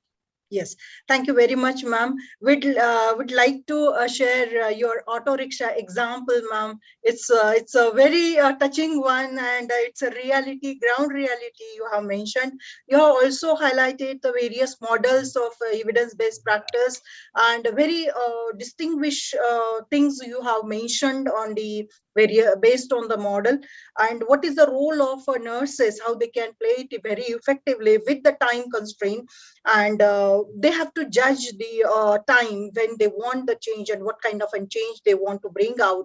That question and gap findings should be correctly done with evidences, and you also mentioned the various search engine, which with the help of that we can have a strong evidences, and on the basis of scientific evidences we can practice this. And I'm sure, as Dr. Agnes madam has rightly mentioned, we can go together we can do it, so that hum saath saath, so we can bring this change in the community as well as our clinical setup. Thank you very much, ma'am, for your elaborative explanation, thought, and this I'm very sure that it will help to bring out the revolutionary change in the clinical, educational, and research field of the nursing profession. And I'm sure this today's August gathering has benefited, and you have cleared all the doubts, and they have been benefited out of it. Thank you so much, ma'am. Now I will hand over to Dr. Pratibha Chandikar, ma'am, to share it. Nancy, it was great going. It was absolutely so well and nicely put it. I think Madam Agnes has, started, and then, it has really cleared up and definitely Viji is going to pick up, the speed still more in the clinical application. And I'm so happy for this, your input, the time that you have given us. And though it is late night, but still you are, it shows the passion, for the profession. And then really you want something, to come up in India. And I assure you, Madam Agnes and Madam Nancy, definitely, in the clinical area, we'll take up a small topics like, patient fall. Our hospital is going for this NABH, already we have got it, and then we will be looking for quality improvement. So patient safety, of course, we will take up this issue. We'll begin at a small unit. We'll take it up on a trial basis, and then slowly we will, help the clinical nurses to take up the small issues, and with infection control, hand hygiene, all these aspects we will definitely take up. And this evidence-based practice conference, it has really enlightened, and definitely we will take up. And this will be a report card for you, Madam Agnes, Nancy, Viji, and Rekha, and all the scientific committee chairpersons and the members. Thank you so much once again. Thank you. Thank you. Thank you. If I may quickly add, with the rickshaw, the reason it also struck me was the front wheel. I thought it looks like the research. That's the starting, where you have that evidence there. And the back two wheels are the EBP and the QI, where you delve into the research. So that's why, that was another, I forgot to mention that, but that was another reason, just to help sometimes connect the dots. So thank you for this opportunity, and I wish you all the best, all our best from the bottom of our heart, and reach out to us anytime you need it. So thank you for this opportunity. Thank you, ma'am. Thank you. Thank you, ma'am. Thank you. Thank you so much. Thank you. I also welcome our Deputy Director, sir, Professor Dr. Abhijit Divte, who had just recently, now he could make it in spite of his busy schedule. He has made up and joined with us. We welcome you, sir. Thank you. Thank you so much, sir. Thank you so much, ma'am. I was just listening to earlier sessions, and it was really enlightening. I really, on behalf of Dr. Vithalrao Vikhe Patel Foundation's Medical College Hospital and our medical institutes, welcome all the dignitaries who have been participating and enlightening the sessions. It is really my honor to have you all on the platform and sharing your experiences and knowledge with our students and the researchers who have joined the conference. Just what you rightly said, madam. A small step definitely would, in right direction, would definitely be a giant leap in coming days. And as madam has said, we have already started, and this conference itself is a initiation towards our goal and our aim to strive for good achievements in field of research and academics. And as we very well know, ma'am, with all due respects to everybody, where we lack is, I truly find, is documentation. We need to speak about what we do. And as madam has rightly said in earlier sessions, we really need to put up our thoughts. The problem is we don't share, we don't document it, we don't write it, and we don't publish it. Many of the nurses I find when we go for rural visits, and madam would definitely agree with me, principal madam, that there are a lot of people, a lot of nurses doing excellent job. They have a lot of hands-on experience at ground level, but then there is no real good platform available to share the data, what they're exactly doing. So that's what I feel, that this platform should come up with this. And I hope there are MNC authorities also in the session.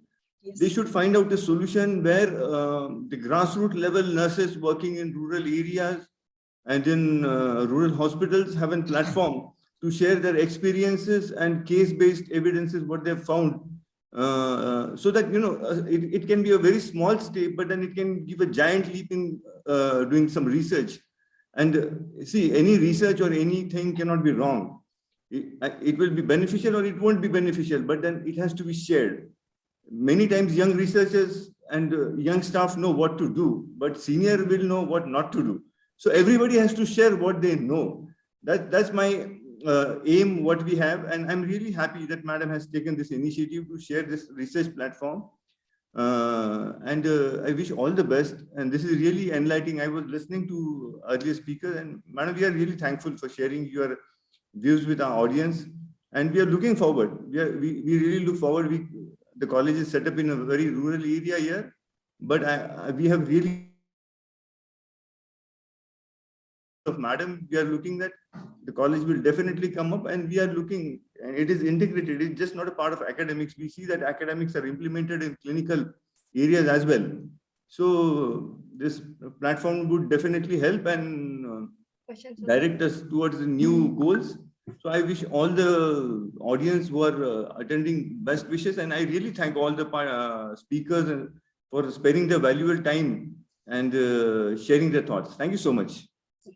Thank you, sir. Thank you so much, sir. And I really appreciate, your contribution, what you have done, your research projects. Madam Agnes has mentioned your research projects in her talk. So it is really appreciable. Thank you so much. People are taking note of it, what is being done in, different parts of the country.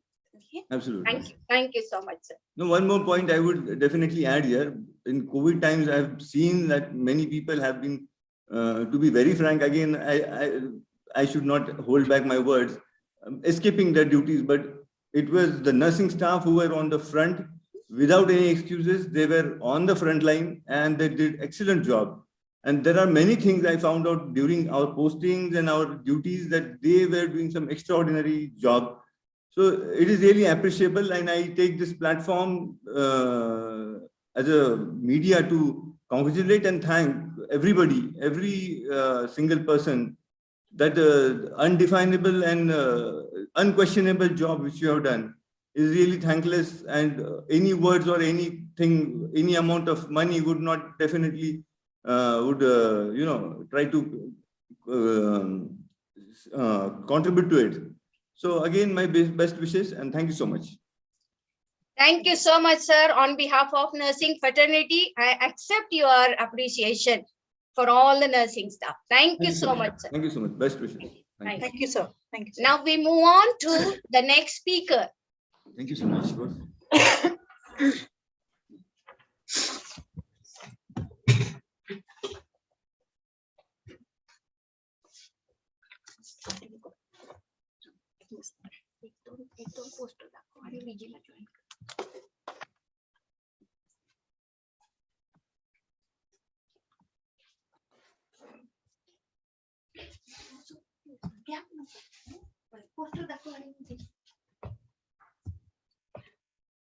Now we'll move on to our next session.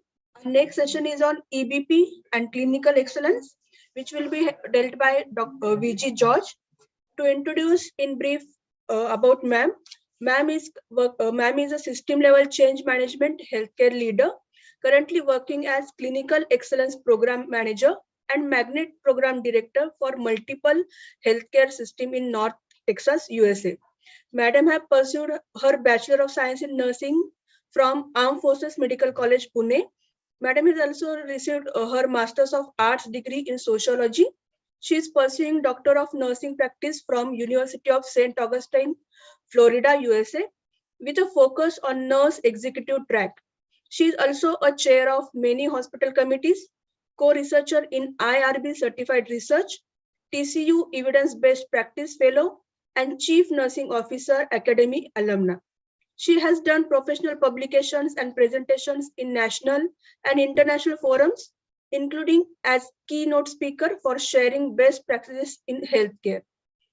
Ma'am, your professional passions have led to international ventures like Sigma's International Leadership Succession Committee member and Global Leadership Mentoring Committee mentor.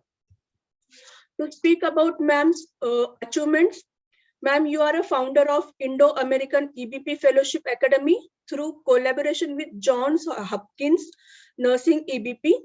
Ma'am, you have received numerous awards, including Visionary Leader Award for leading an organization through journey of clinical excellence in 2021, Kindness Matters Award for COVID support in 2021, Excellence in Nursing Leadership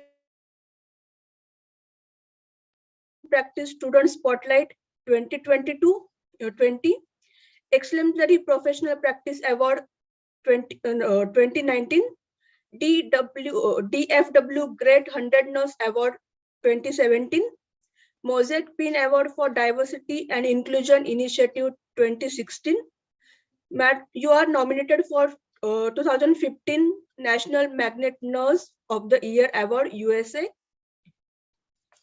Ma'am, you are also a recipient of Peak Performance Reward 2012 for being one of the top performers in THR.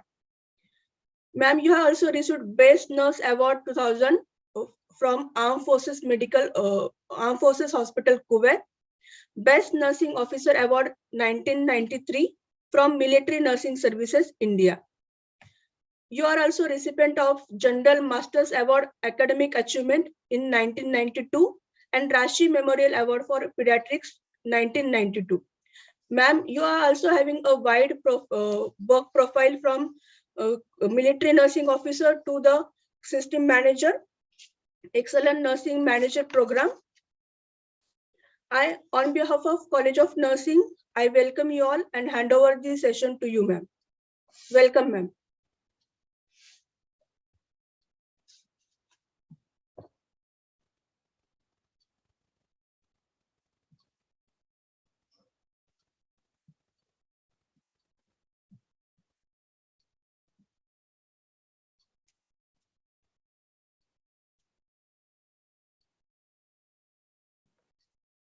Thank you so much, Pallavi. Can you all hear me and see my screen? Yes, ma'am. Thank you very much.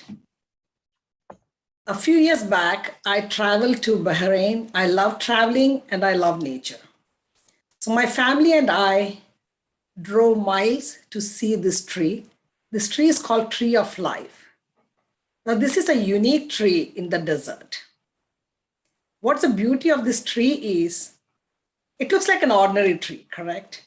But in that desert, this is the sole green tree, not getting any help from any external resources, but has been surviving more than 400 years old. Getting it resources from somewhere deep in the earth. So what intrigued me is that an ordinary tree, for that to stand apart from all other trees, so that people are coming just to see a tree. So no matter where we are, if we are rooted in excellence, I feel that we make a difference. With that, I want to say that thank you so much. It's a true honor and privilege to be here in this forum in the International Evidence-Based Practice e-conference organized by the College of Nursing. Thank you so much for making this platform on this opportunity available to everybody, because evidence-based practice is the need of the time.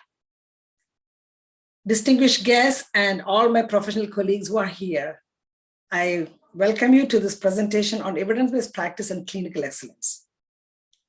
In my role as Magnet Program Director and Clinical Excellence Program Manager, mostly it is like a guardian of clinical standards.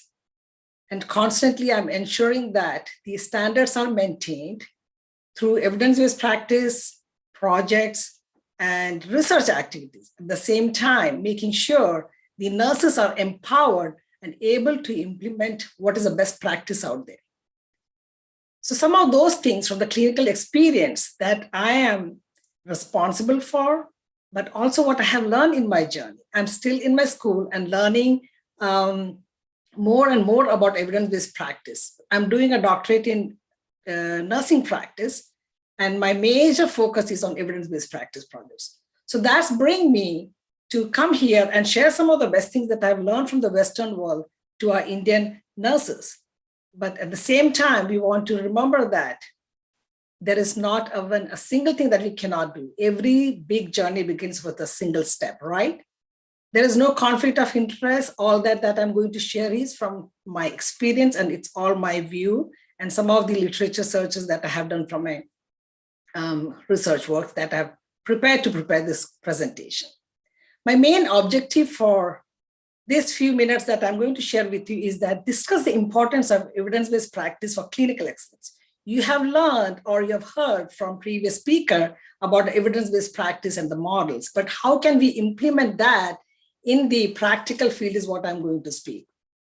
And I hope by the end of my speaking, at least you all will find one opportunity or find that inspiration to implement an evidence-based practice, no matter what healthcare setup you're working.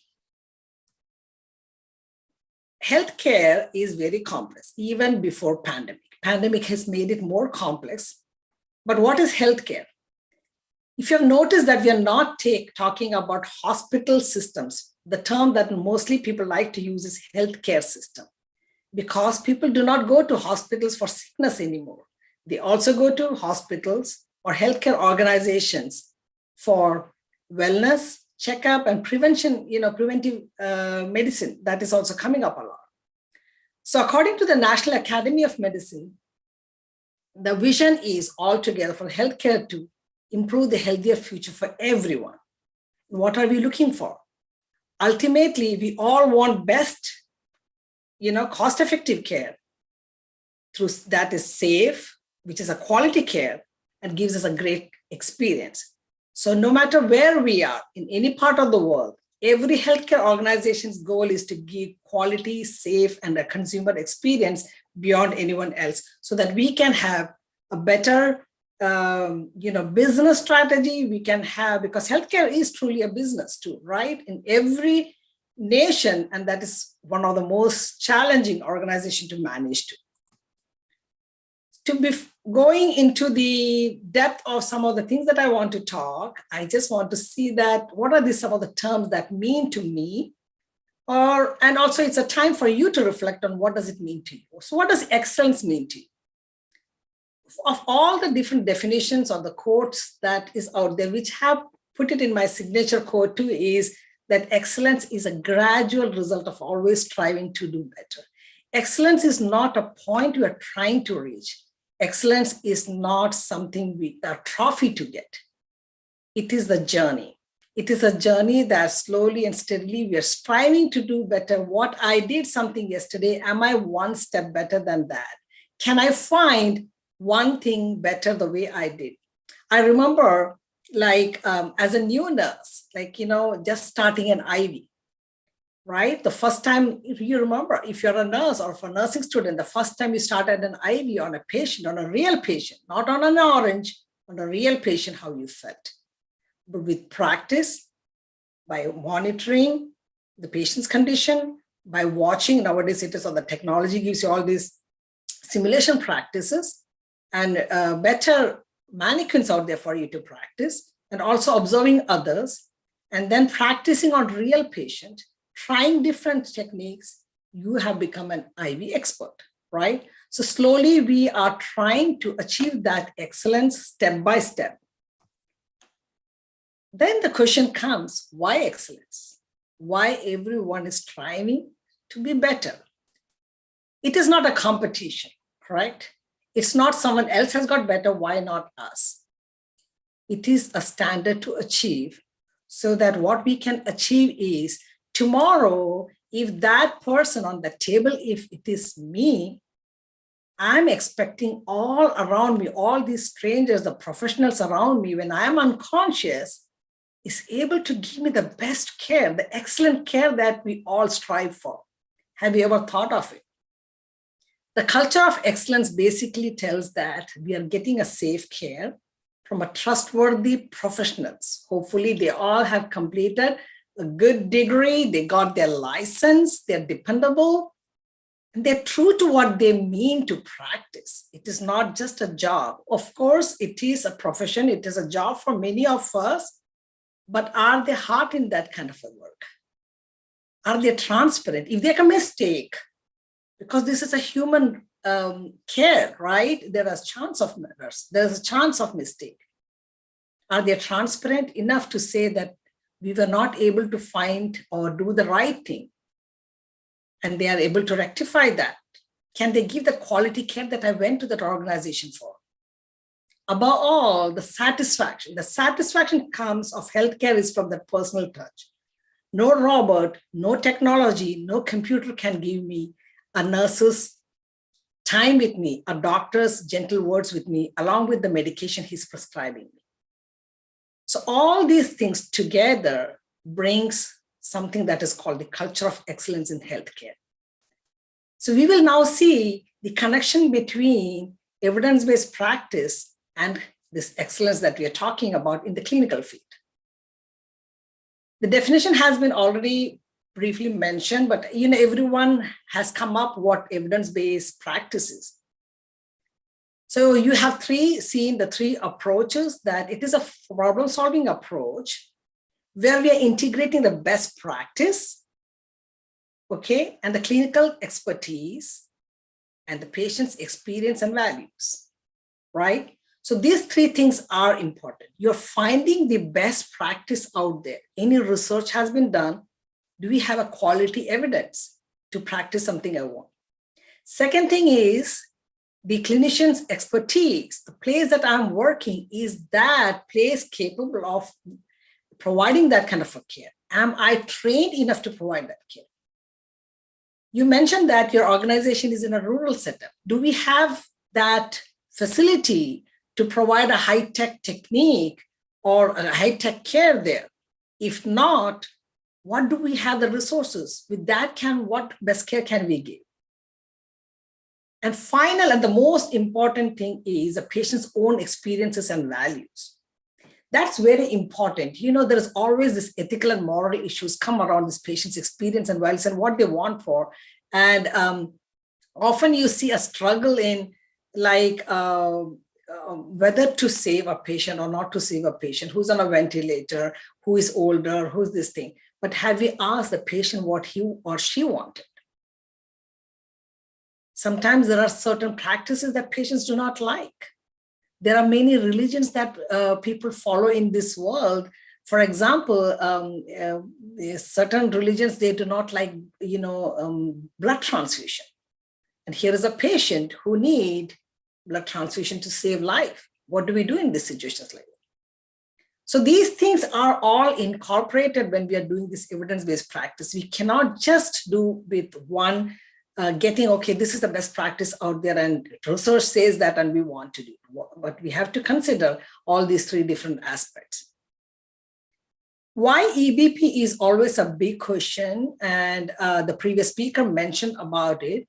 But basically, let's think from the organizational perspective, what EBP does for an organization, why there is this big push for evidence-based practice. So the research shows that evidence-based practices lead to high quality care, definitely high quality care, because you're going to get the best practices out there and you're trying to implement. So when you're trying to do that, it also improves the patient outcomes. The mortality and morbidity rates go down. It reduces the cost, right? When you improve the care, it is going to reduce the cost. Once you give all this best care to the patients, what will happen is that the patients are satisfied. As providers, as clinicians, the workers are satisfied. And we all, it's a kind of a win-win for everyone involved. In the modern world, again, we have to think, why so much on this EBP from a different perspective? Is the same phone that we used 10 years back or even 20 years back, is this the same phone that we all are using? No, we all love to use our smartphone. So if we have seen improvement in a commodity item like phone, can you believe healthcare is constantly changing? A lot of developments are happening. There's constantly researches and new technologies, new ways and researches happening. And now with the world that has shrunk through the technology, now that how we all can communicate easily, can you believe we are doing this conference from sitting from all different parts of this world, at the same time also from different parts of India or even different parts in the same organization, right? So in a world like that, where things are constantly changing, there is always something new. There is innovations happening, new technology. At the same time, Google Doctor, someone mentioned that. Google is a guru, like you can go ahead and with your fingertips can type in anything, get this information from so many different resources. some very valid, and some not so valid, just opinion. So the consumers are not the consumers who were there a few years back. Everyone seemed to be like having some kind of a knowledge. Those who can read and write and use some kind of technology are able to gather this information and for themselves and are going to ask, how about that? When you are struggling with life and death situation or health situation, people always want that best care. So how can we provide that? So the consumer pressure is real. So organizations need to catch up. Accreditation. Dr. Chandekar mentioned about the NABH accreditation that your organization got. Why did you go for that? Why did you apply for that? That seal of approval and accreditation gives you that you are at a certain level of standard that attracts your workers, that attracts the consumers, all different stakeholders, that attracts your patients, because that's an organization that has got a higher standard of care, and that's where I want to go, right? Then again, ethical situations, ethical consideration. There are ethical situations what help us or put it in a kind of a hole where we do not know what to do. So we always look out for what others have done. Is there any research? How can we resolve a situation like that? I'll give you a best example. I'm a neonatal intensive care nurse from my clinical experience, and I'll always love pediatrics and NICU nursing. And when I did my nursing as a student, the cutoff time to save a baby was 27 weeks. We did not have ventilators to save the babies. We only had a special care baby unit. And this was one of the big hospitals in Pune. 20, 25, 30 years later, now, a few years back when I was in the clinical field, I have taken care of babies, saving 22 and change weeks. Babies less than 500 grams, things we could never imagine 25 years back. So now we have come to the other extreme. Where do we put that mark to save a baby? Can we save a baby who's 20 weeks old now because we can save a 22 weeks? Do they have that lung tissue when to be on that ventilator? Or even when they're saving the 22 weeks or 23 weeks, few may survive, but what quality of life they're having? How do you make decisions in situations like that?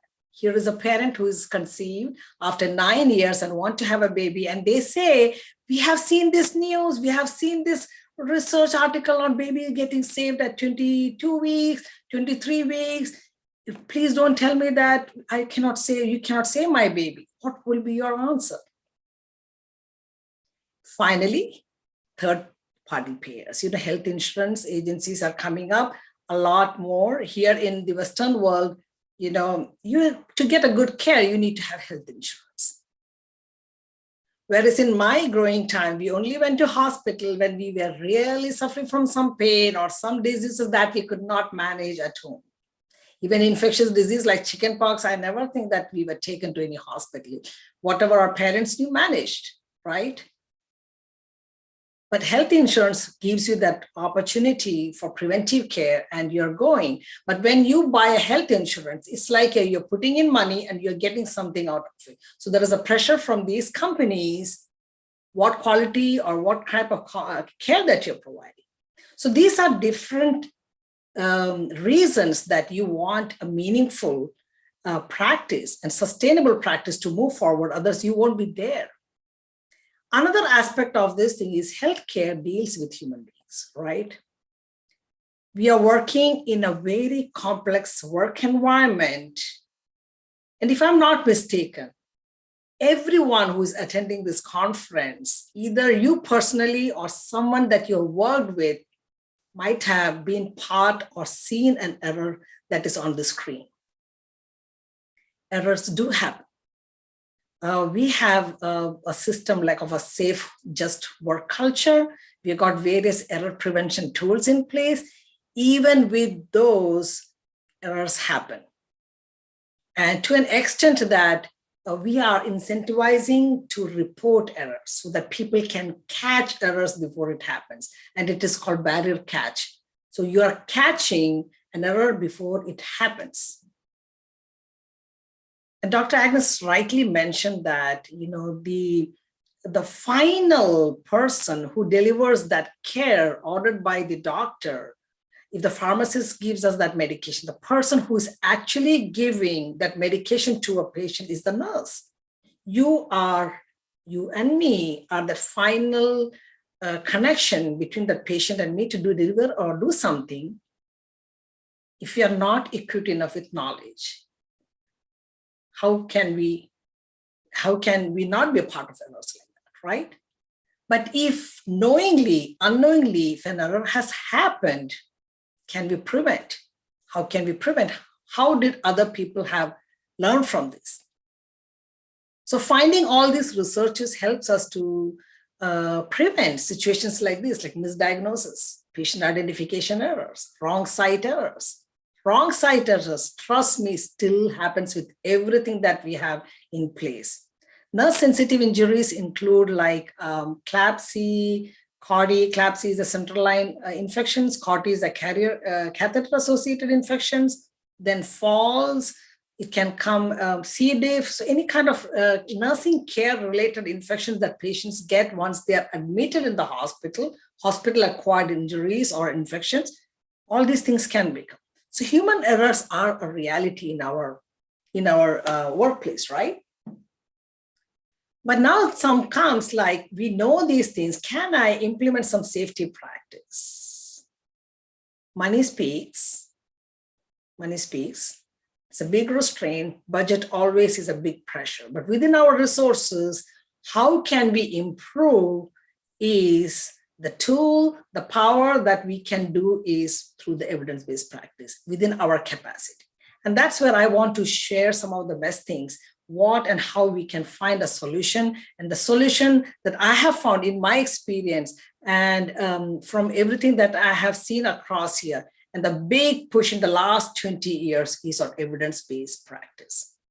Now, why evidence-based practice? There is quality improvement projects, and all these differences has been nicely in a brief way mentioned by Dr. Diaz, but I want to say that as research happens, not all researchers become practice. Research happens, it takes, earlier it used to say that 17 years, it takes 17 years for research to become practice. And now, even with all these years, it has come down only 2 years down, like 15 years for research to become practice. So our best bet is we can improve with everything that has already been done. Enough research or enough evidence is available, and I try to go and find those to improve my practice, because it helps us, it enables us to stay informed as clinicians. It helps the organization to stay relevant. It helps us to stay current with all the practices that's happening. And finally, it leads to empirical outcomes. Empirical outcomes, that means great outcomes for the organization, for the patient, as well as for the staff. The evidence-based practice and clinical excellence is very closely integrated. You can take any area, no matter where you're practicing, whether you're working in a community, in a rural area, in a hospital setup, in teaching, anywhere you are working, you may find some kind of an issues. Anytime you have this frustration, why can't we do things? Or why are we doing this? Have you had the burning question or issue in your heart? This doesn't seem right to me. That's your opportunity. That's your opportunity. So the different things that you can work, implementing your evidence-based principles to improve your practice, it could be for patient's care that will lead to patient outcome. All right, some of the things that the examples have been shared about is the use of pain medication.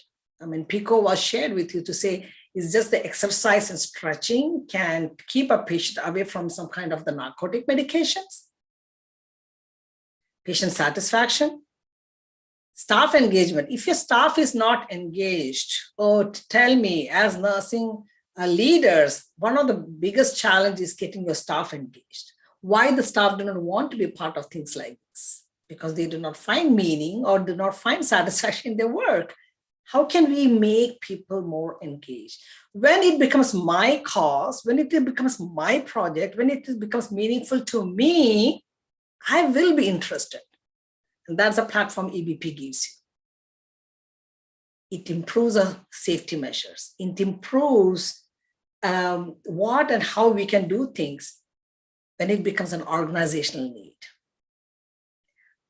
If you're an administrator, if you're a teacher, if you are in any role, researcher, or as a clinical nurse, or even as a student, you find these problems in your physical environment, any practice guidelines that you're doing, any policy that is outdated, even for business perspective. One of the examples I will tell you that one simple thing that came from a nurse's perspective was that, those multi-dose vials for insulin that is used according to the infection control protocol, that anything that is in a patient's room or used by a patient after the patient discharges, whether it is opened or not, it gets discarded. So one nurse's idea that this multi-vial insulin, and patients were not allowed to use their home medications.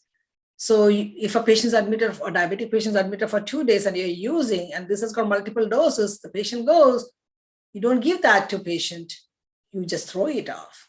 So someone said, instead of storing that for that particular patient, can we use it in a common medication refrigerator and take our doses from there using the sterile and clean infection prevention protocols. Following that, we will make these doses and give to the patients. That way we do not have to throw these vials out when the patient is discharged, save thousands of dollars over the period of time. So thinking out of box to come up with your ideas, how can we improve our practices through evidence-based practice?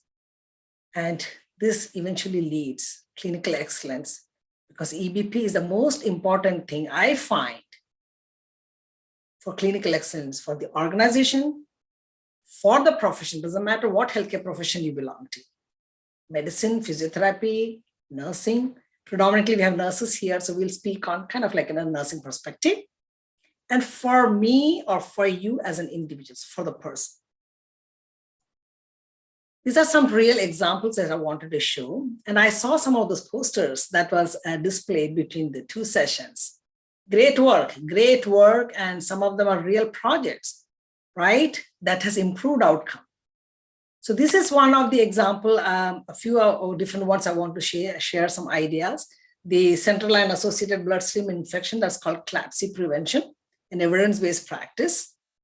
That what they just implemented is the way they changed that dressing of the central line, improved CLABSI infection.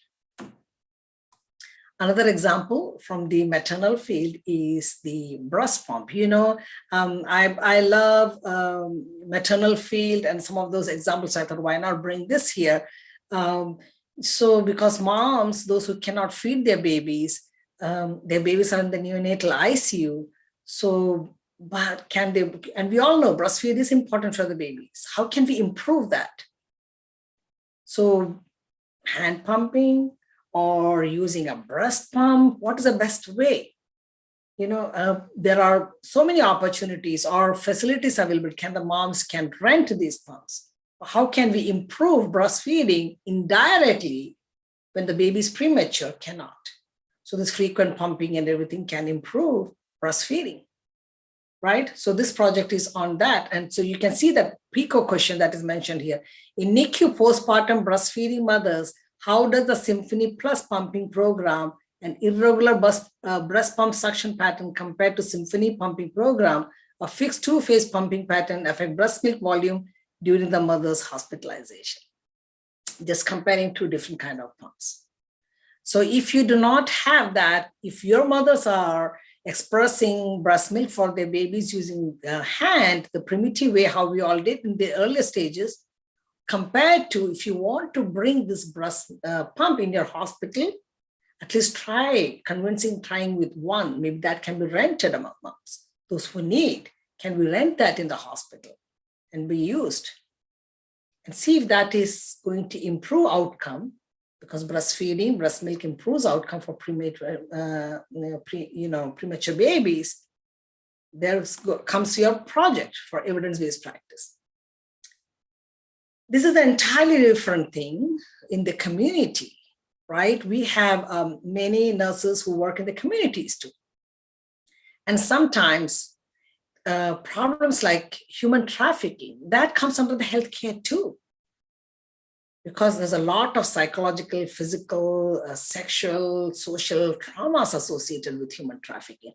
And human trafficking is a big problem all over the world. It doesn't mean whether it's a developing country or a developed country, Eastern, Western. This is a major problem, kind of a silent social problem all over the world. So this is a great project that one of the nurses did, like identifying, like how the nurses in the ED, do they even know how to identify that or provide them the help? So here you are helping your community, or social issues also there. So those are some of the things I just wanted to share, that these are done by clinical nurses. These projects are done by clinical nurses. Now comes the question with, you know what ABP is, and seeing the effect of evidence-based practice, how me as a clinical nurse or a nursing student who is going to become a staff tomorrow, implement EBP and augment clinical excellence. Me, that sole tree or that sole person, can I do something? We all can do something in our own little circle. I always say that try to be an influence in your own little circle. How can I be on the top, something? So it has to be, it's not in everyone's forte, right? Do you have that passion? Even attending this conference, are you attending here because your professor told you, your teacher said, your lecturer said, your principal said? Are you here because you have to get a designated number of CME? Or are you here because you really want to know about EBP? How many of us are really listening to these things that we are sharing here? How many of us are just mute and the phone is sitting somewhere, something is wrong? This is for those people who are paying attention. I believe those are this kind of like 20% people. If you truly want to grow and make an effect in your profession, in your personal life, I want to share the grow approach that I implemented, which I didn't know I was, but until I reached to a certain age of experience, certain level of, I won't like to say expertise, because I do not consider myself an expert, but learn from all these great mentors and practices and some of the great hospitals across the world that I got to learn from India in the military nursing, later in Kuwait, and then now here in the United States. So this grow approach is what I now share with the next generation, with other nurses, like, get involved, and you can do something in your clinical field too. So it's a simple thing. It's kind of like something I created, I've shared in many platforms, is that get to know, reach out, and remember that opportunity is everywhere, and finally work for it. So I just briefly want to put some emphasis here, because I won't be doing justice if I'm just telling you all these great things out there, which I found from literature, but not showing you how, if I've not done it myself, right? So you need to get to know, get to know yourself. Is this what I want to know? Is this what I really want to learn or improve on? You have to know yourself first. Do I want to take that extra step? Am I a learner? I consider myself as a learner. I'm a lifelong learner, right? In this age, again, I've gone back to school because I want to learn better things and do better. I have to know about my profession, what nursing is all about. There was time, even when I was a student, people hesitated telling that I'm a nurse. I haven't come to this profession just because I want to make a difference, or I just want to be sharing my career. Tell you frankly, I didn't come to nursing not knowing what nursing is all about. It was like for me, I came, okay, I didn't want to go back to do BSc and everything. Like, I love people, I loved learning. This opportunity came. One of my friends was going to appear for this military nursing exam, and she came to my home that her dad is not there. Let's go. Can you take me? Can I come with you, with your dad for this exam? Because the previous night, my parents and I were discussing that I'm not going to go for that exam. And here I am. I always say that it was initially kind of like a means for living for me, like I wanted a job and something meaningful, and this came handy. I got to all these different levels of, and finally became a student in the Armed Forces Medical College, which was like a multiple step of admission process. Oh, why not? And free scholarship and great opportunity to learn from one of the best organizations. But soon it became the meaning for my life. I'm so glad years later that I am a nurse, because when I went into nursing, I didn't know. So I started knowing more and more about my profession, started to learn. And every organization, I wanted to know what is the thing that they focus on, what is the mission of that organization. I always made sure that we are doing something for the organization. So get to do a little more than you're just clock in, clock out of time of your work. If that's who you are, I think then you will go out to the next step. That's called reaching out. Reach out to your peers, those who are doing something better than you. I always admired people smarter, greater, or talented, or doing stuff better than me. People who are good with IVs, the people who are good with changing IVs, the people who are good with dressing, their dressings look so great. The way they wrap the baby, the swaddling. If you had a NICU nurse, or if you're taking care of baby, you know what swaddling means, you're wrapping. Even you have seen some people so beautifully, nicely, they swaddle the baby, so comfortable, and some people are just shabby. Even giving a sponge bath to a patient. Some people do so cleanly, the patients they love that nurse. So what can I learn from that? Learn from your leaders. The leaders have reached there because of certain expertise and experience or certain courses they have done. Reach out to them. Ma'am or sir, this is what an idea is in my mind, and I want your help and I want your guidance. I don't think 90% of the time they're going to support you. If these things are not working, reach out to mentors. Mentors are the people that you seek out, you consider expert, and you want to emulate their best things. And I would like to say proudly here that in this platform, in this forum, I am here with my teacher, I'm here with my mentor, I'm here with my classmate, colleague, different people, and most of them I consider as my mentors because there's so many things I've learned from them. And remember that opportunities everywhere at your workplace. If sometimes you're not getting everything in your workplace, another place to get involved is professional organization. I tell everyone, once you're an experienced nurse around that 3 to 5 years, you know what nursing is and you have that feeling, yes, this is something I want to pursue. If you still dread going to work 70, 80% of the time, that means you have to start thinking of changing your profession or looking for something else, right? Don't want to be stuck in something for the rest of the life you want to do. But if you want to get more inspiration and motivation, join a professional organization of something that you like, your specialty, or there's so many professional organizations out there. Because you are going to meet many more experts and much more motivational and inspirational people out there in different capacities. And I feel that's one of the best things that I have learned. I was a part of, TNAI, but was never actually participating in that when I was in India. But I left, within 3 years of my experience. Life happened and I moved out of military and moved out. But even in Kuwait, I was not part of they didn't have many professional organizations there. But coming to US, I found that power of being part of professional organization. And also you will find opportunities in the community. Thank you for sharing that your organization is situated in a rural area. That's where the most help is required. That's where I feel the visionary leaders of this organization had a great vision, not only to have a business, but to serve the community. That's why they established such a big organization in a rural area. So kudos to everyone for that. You will have ample opportunities in the community, no matter where you are. And finally, you work for it. You find time, you prioritize. All of us are sitting here and attending.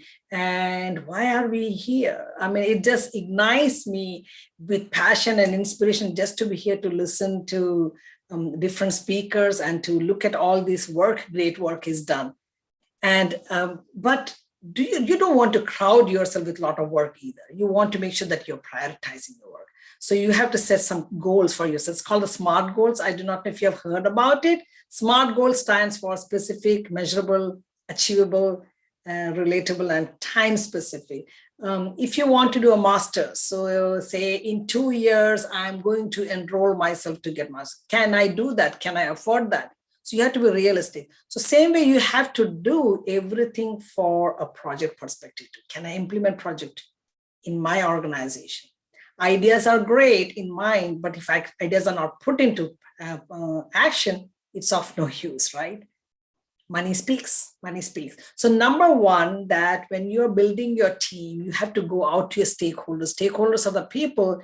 If you have an idea, a project, or anything that you want to improve, you have to reach out to all those people who are going to influence that project of yours. I always say, go to the person who holds the finance key, or your bank key, your administration, after talking to your immediate manager, because can they afford? Do you need money or not? Sometimes some of the projects do not need. So start from there, because before you go further into stuff, start from there. Then find this evidence-based practice model based on those 3 approaches that we mentioned: best research out there, patient values, and clinical experience, expertise of yours, what you're comfortable with. If you're not, get more expert people on your team, and you build your team, find an EBP model to get your project in. And this affects the clinical culture. And this was previously mentioned too, because why and how it improves, how this evidence-based practice improves the practices, it reduces the practice variation. Once you find a way, you make it a standard, you have your policy implemented, everyone is going to follow that latest policies. So there is a strategy, the translation of that evidence into your standards of care. With education and knowledge that helps us, that empowers us and reduces the variation. Finally, it also increases the autonomy. It increases the autonomy. When we are knowledgeable and powerful, the only difference between Indian nurses and American nurses is American nurses are at par with any other professionals because of their knowledge, because of their expertise. That's on us. That's on each one of you and on me. And that's what kept me going. Can you believe a small town girl from Jabalpur, Madhya Pradesh, traveling all across the world to reach here in the United States to be working in this position? Or Dr. Agnes leading a multi-hospital system, or Dr. Diaz, who is a professor in a major university. How did we make it to this thing? What is that extra thing that passion for our profession, and that learner, like we all went back to school or learned from different opportunities. So that gave us that autonomy to be, then that's why you are, why would people will listen to you? Because you are bringing that autonomy, the authority and expertise about your knowledge, and having that confidence. Yes, my project is going to make an improvement. At least give me a chance to do it in my unit for maybe 3 months. Once you identify that, you have built a team, find how you can put that in your organization, finding a right EBP model. There's so many different models. What we promote is, I learned in my fellowship is the Iowa evidence-based practice model, but what in our fellowship program, what we are doing is in Johns Hopkins evidence-based practice model. It's an easier model. Getting your leadership support, having a strategic plan, finding the mentors and informal leaders. Informal leaders, have you noticed you do not have to have a title to be a leader? Title gives you, okay, manager, director, head nurse, team nurse, however you go, that kind of a thing. But there are certain people in your unit who are strong, powerful, experienced. Sometimes they're more, their word matters. And you all know people that I'm talking about. Get them involved. Identify the barriers that can come up. Try to overcome the barriers from getting this all key people.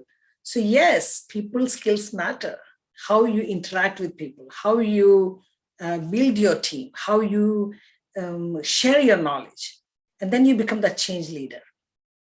Finding the resources that you need, and finally you do this project and make this vast difference and showing everyone it is possible. Look at, I reduce the false rate, I reduce the infection rate, I improve the patient satisfaction. Can we make this a policy change in our organization? So finally, I just want to focus on you and me as nurses often think that, what is the scope of practice? Where can I do all these things? The scope of practice means that as a professional, what is your jurisdiction of work? Where you want to, where all you can implement. So as nurses, I'm going to focus here on only a nurse. Nurses are either registered nurse, you have to have a license, right? You have to registration. Or nowadays, we also have nurse practitioners there, those who are called advanced practice registered nurses, even in India. They have a basic education. They also have a license to practice, right? And what is nursing? There are so many definitions out there. But what touched me is that we are doing the protection, promotion, all these things through the diagnosis and treatment of human response. We are the advocate of human, individuals' care, interacting with their families, groups, communities, and population. That's the power a nurse has. Wherever a person requires care, wherever a patient requires you, that becomes your arena to practice your nursing. And when you will be able to, whatever you need is that wherever your nursing knowledge is required, that compassion, that expertise that only a nurse can provide. Because nursing profession exists to achieve the most positive patient outcomes in keeping with nursing's social contract and obligations of society. We have a social obligation, right? I trust you. That's what the patients tell us. I trust you to take care of me. I'm putting my care in your hands. The order that the doctor has put, who is conducting that order, who is implementing that. That's what the patients know, that that motivates or that inspires a nurse to do their job well. So find your why, and then definitely you'll find a way. I found my why in few years back when I was in the NICU. One of the mothers told me, I was taking care of a micropreemie, my baby was less than 1,000 grams. And this mother never trusted anybody. She was always this restless. Anytime the alarms go, restless. So I worked night shift years back. I had little children and I only worked night shift. And whenever she visited, one day she came and told me, Viji, I trust you when you take care of my baby. I sleep well when you are working on night shift. I cried with that mother, hugged and cried with her. I'm just thinking, can you believe? And this was a baby that was born to her after 9 years. 9 years, and she had bad experiences previously, abortion and other things.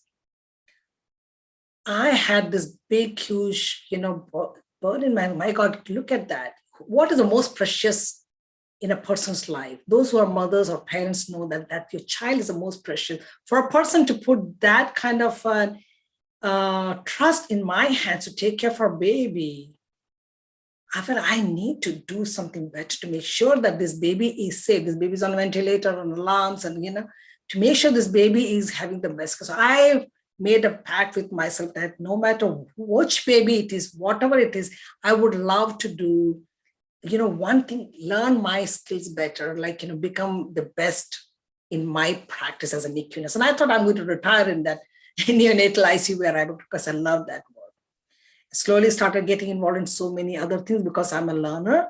I didn't become an expert overnight. When you are saying that expert, I knew that term will come. I wanted to let you know, we all start as a novice. You only become expert with the knowledge you gather, the work that you do, and you prove your caliber by making that outcome. This is just a quick thing to show that about the standard of excellence or clinical excellence, the Magnet accreditation. I work as a Magnet program director, and the Magnet accreditation for any organization is considered as the epitome, as a gold standard for nursing and clinical excellence, because it improves, quality outcomes. It improves patient outcomes and financial outcomes. I brought this slide here just to show that. Look at that one I highlighted. Magnet hospitals have higher support for evidence-based practice because it impacts the outcomes. I definitely want to share something that why ABP became my passion. In the neonatal ICU, when I was a clinical nurse, I got involved in many projects and process improvement and became a fellow in the evidence-based practice fellowship program. It changed my outlook, the way I started looking at things, which inspired me to go and do my doctorate program. So this is a project I have done as a clinical nurse, not as a leader. But from then onwards, evidence-based practice became my way of finding solution to any problems. At that time, it was finding, there was a new equipment. We were thinking whether to buy that or not to improve the feeding. And that was my project that time. Later on, just last year, we had a staff engagement. Now, as a leader, I still practice evidence-based practice and learning various techniques and the details of evidence-based practice in my school too. So this was a problem when our staff satisfaction, RN satisfaction rate were very poor. Again, worked on this project, and we look at that within a few months, look at our the satisfaction rates improved. So evidence-based practice is powerful, and it has become my meaning. And I love sharing that. I joined with many people, along with Rekha, along with Nancy, who are also here. And we have established, because we want to continuously grow. I am still in the growth process. I'm finally to something that I wanted to do, my DNP, and then start sharing. COVID brought this opportunity, this big platform through Zoom. And now we were able to collaborate with Johns Hopkins University, the Nursing Evidence-Based Practice department there, and been able to start an EBP fellowship program. So if I can do that, I think we all have something in each one of us to get started, no matter wherever you are, right? These are some of the references I used. If you do not remember anything, just remember what clinical excellence means, striving to always do something better. And remember the 3 words, EBP, it promotes clinical excellence. And finally, the clinical and nursing excellence leads to empirical outcomes. If you do not remember those, at least try to remember that grow, and remember that opportunities everywhere, and reach out to one another. If you are a teacher, reach out to your student, help them to learn. If you are a nurse, reach out to someone that you want to emulate their best practices. And finally, let's hold hands together to become a better person. Thank you very much for your time. Thank you, Dr.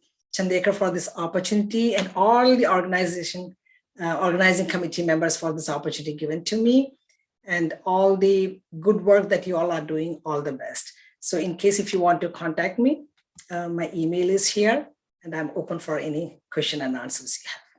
Thank you.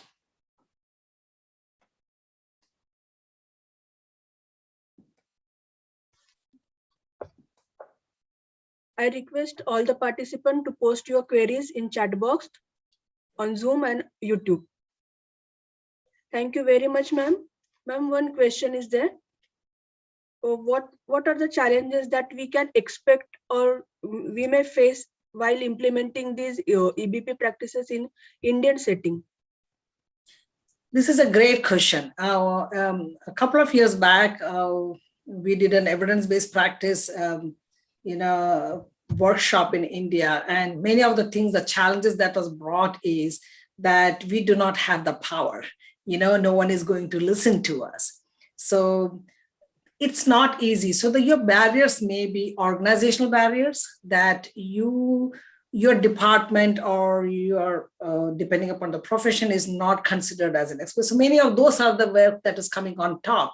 Then maybe you are not given the money, or you do not have the support from your leaders, or you do not have the resources, or you do not have the internet database to collect all these evidences. So the barriers are manifold, but there is also solutions manifold. How you make your project to overcome all these barriers is by making sure that you identify the key stakeholders. We identify the key stakeholders means who has a big say in your work. Okay, so finding that, as I mentioned, like, is it your administration? Is it your own leadership? Is it your peers who do not want to change? Maybe, you know, some of the departments, we got older nurses, or we always did like this, and you're coming after 4 years of nursing experience, you want to change. So you do not speak to them like, no, I know, or I did things like that. We have a great tool, and I'm sure you might have heard to be called the SBAR tool, SBAR, S-B-A-R. We all have heard that. And I use that as a great way of communication. People do not have time to listen to our blah, blah, right? So we can put, what is the situation you identified? What is the background that led to it? I found this is a problem. This is the background that led to this problem. My assessment as a clinical nurse is that I did some of, then you have to do some research. You have to go and look for evidences that will speak to them, right? So this is what I assessed. And my recommendation is, if we do this change, but you have to do your research, not only in the getting the evidence, but in your organization, what is available for them, for you to do. You cannot bring something that is not viable in your organization or can be done in your organization. And you put it in the SBAR format in one page to get the attention. And I think once you get an attention, you have someone across the table to talk to you. And from there, you make connections to build your team and get people on board and get started. Thank you very much, ma'am. As you rightly said, that excellence, it means the strive for the good result. Always you should try your best to come out of your excellent way. And as you rightly said, that no technology can replace the healing touch of nurses. So always, as a nursing personnel, we should strive to do our best, and it is also very much important to get the feedback from patients and the consumers. And the GROW approach, the SBAR tool of communication, we came to know from you. That was very enlightening for all the participants. And the very important is passion for our profession. If we have the passion, then we can reach anywhere, and we can always do excellence in our field. Thank you very much, ma'am, for your very informative and enlightening session. I'm very much sure that it will bring the change in the clinical as well as educational field in nursing profession. Thank you, ma'am. I'm handing over the session to Dr. Pratibha. Thank you so much, Viji. It was absolutely a great session. And, you start with a story and then slowly build up. And then this is the way of your presentation. All three of you did a great job. And definitely, even Rekha also will take up the same way. And as you people are doing this evidence-based practice, the repeated sessions, definitely in India, it will start, like a mustard seed growing, it will take root, and then in few days later, we may see the fruit, the flower blooming, and really it will be a great. And then as rightly even Nancy said, giving back to, really appreciate your contribution, Nancy, Agnes, Miss, your contribution, knowledge wise. Maybe it is difficult for all of us to travel to US and listen to you people. But then really thank you for accepting our invitation and remaining awake so late night and then giving this contribution on behalf of Dr. Vittal Rao Vikhe Patil College of Nursing. I really thank you once again. Thank you so much. Thank you, Dr. Chandekar. Thank you to all the organization committee members and your College of Nursing and the entire organization and the administration board for having me here. Thank you. Thank you. Thank you. Yeah. We'll have some.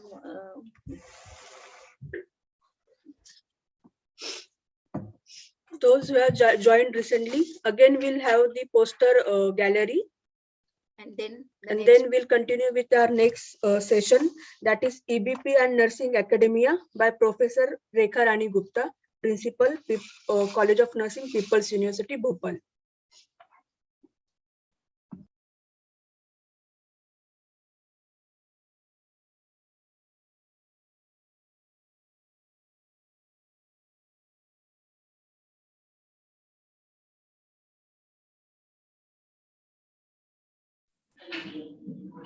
Can I start my session?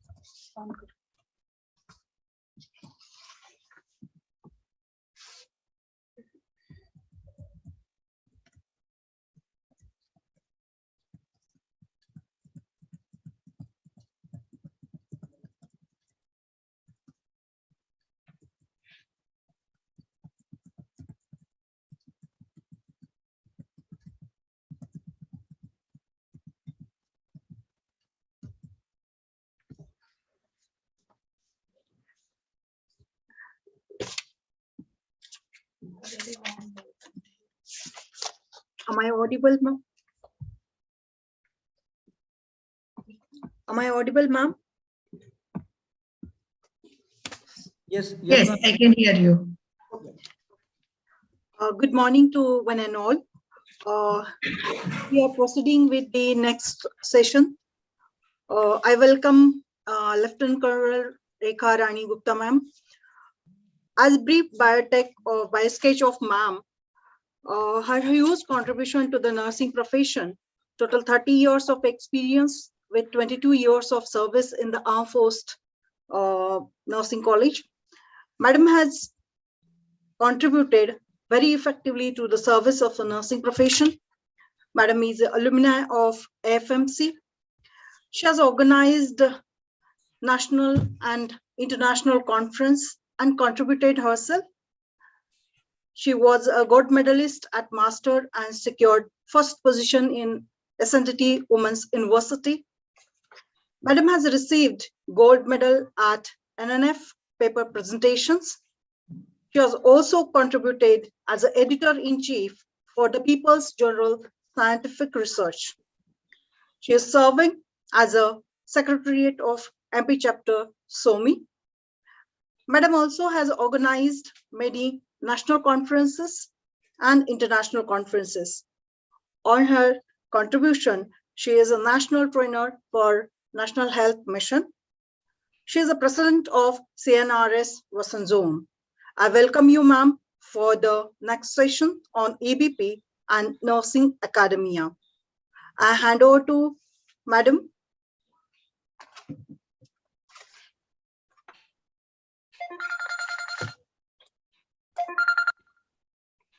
Welcome you, ma'am. You can proceed with your presentation, ma'am. Thank you, Pallavi, for this opportunity, and to Dr. Pratibha Chandekar and the institution from where she is. And Maharashtra is my, we can say a place, second place, most loved. I have passed almost 14 to 15 years in Maharashtra, in Pune and Mumbai. And I love the region. I love the people, and I love because I've done my master's from there. So with lots of my love and affection and so many memories back, I'm here, and I can see in audience, Madam Ensema Joseph. I could see her beautiful smile, and congratulations, Madam, to converting to Gloria from Joseph. And it's good memories coming back to me from college days. Without much delay, I'll share my screen.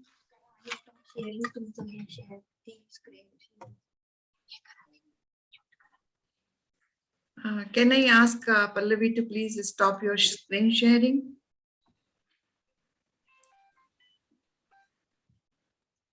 Yes.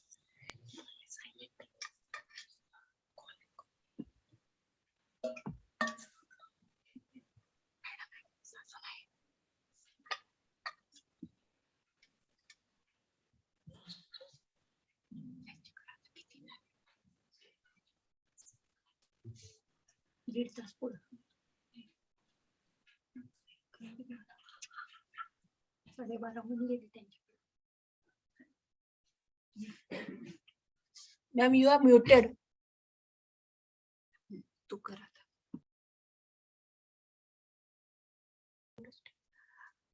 Ma'am, you have muted yourself.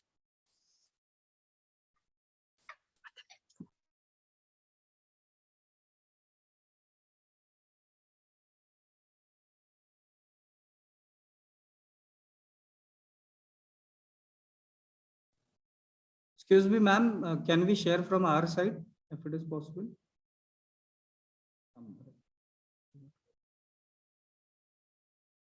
Yeah, it is visible, ma'am.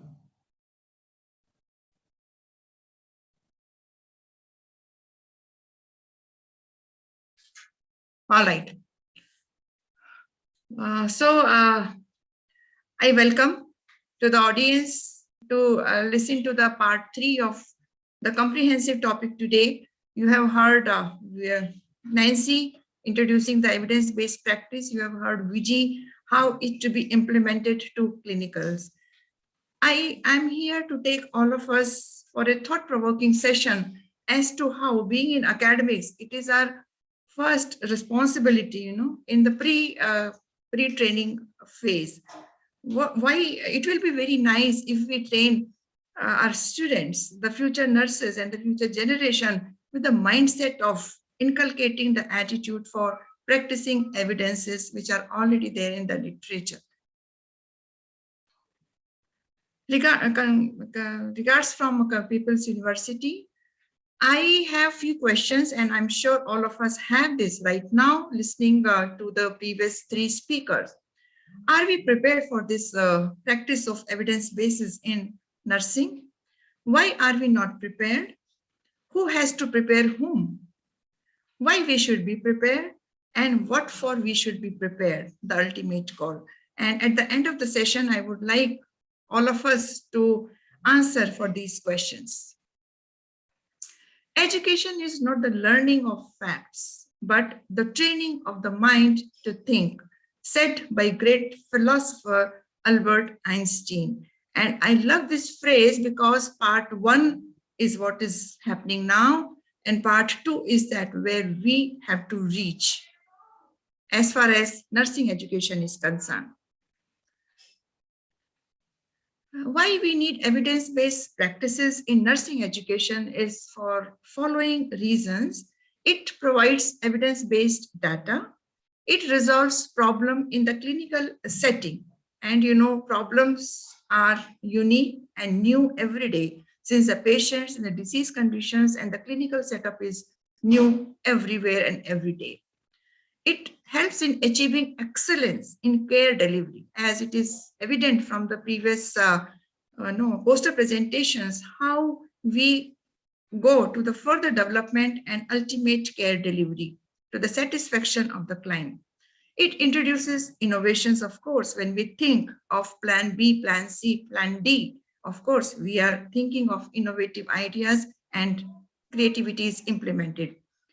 It helps in efficient and effective decision making. I am sure efficient and effective words are understood by all, and which is the key for clinical excellence. As far as these are my views, and being in academics, I have been thinking since many years, and rather it troubles me how much we can do and what we are doing. And most of us are even not much aware. And as said by Viji, if it is the job, 9-to-5 job has become for us, it means we are really not doing a part and we are not creative.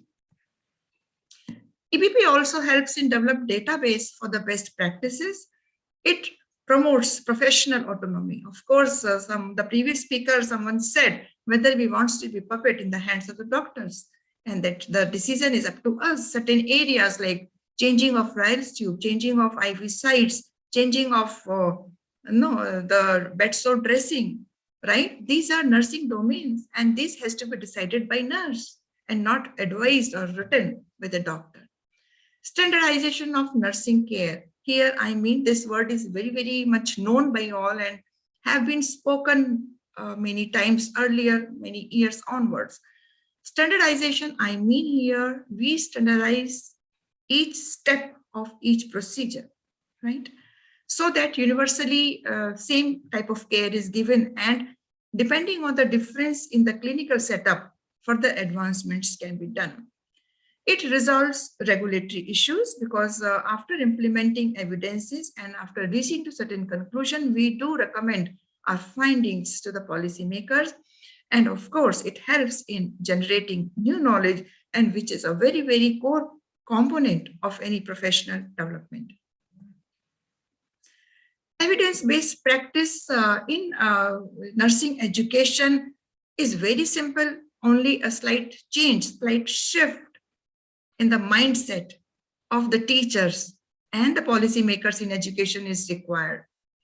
Right, first step is we have to identify what evidences we can. Even plenty of evidences are in clinical areas, plenty of evidences in the teaching learning methods, plenty of evidences how to take fast learners and how to take slow learners, plenty of evidences how to implement a new project in the educational institutions. So first we have to identify the available evidence. We have to, second step is to find how to apply it in the best possible way. And third step is to evaluate with a purpose, with what objective we have implemented that evidence is been taking us to that desired direction. Here, this is my interpretation, and in a nutshell, I would like to say much more. This inverted line indicates the policymakers, which travels from top to bottom. Policymakers at the top level would instruct and would guide, and we at the grassroots level would implement it. And here is the executors, right? So it is up to us how to modify those policy, how to be creative in our teaching learning sessions, and how to take out the best creativity out of that student. I think that is the real mentorship, when a teacher finds out a suitable person and brings out the best out of it. Here, red triangle is the core part, the center part of a sustained quality patient care as desired, as decided already, and it is a continuous process. It goes on circle and circle, and base of the triangle shows the continuous evaluation, and ultimately it is the patient outcome at patient care outcome at the top. Why I'm telling patient care outcome in education is because ultimate aim of nursing education is to prepare our students to deliver the best nursing care. Of course, the syllabus has been revised, policymakers are doing their part, and the scenario of nursing profession is changing thanks to COVID, thanks to hardworking nurses, those who have been in limelight, and their dedicated services, a dedicated attitude has been identified by many. There are many capacity building programs are going on by INC and by AIMS and by NNF and many other organizations. So like, for example, in this currently revised syllabus, competency-based nursing education is a very big component, and competency-based education brings us to the OSCE implementation of OSCE technique in our demonstrations, right? Outcome-based education. It is not that we just came to the class and took some theory class and demonstrated something. No, we have to really find out our objectives first and evaluate those objectives, whether it could be achieved or not.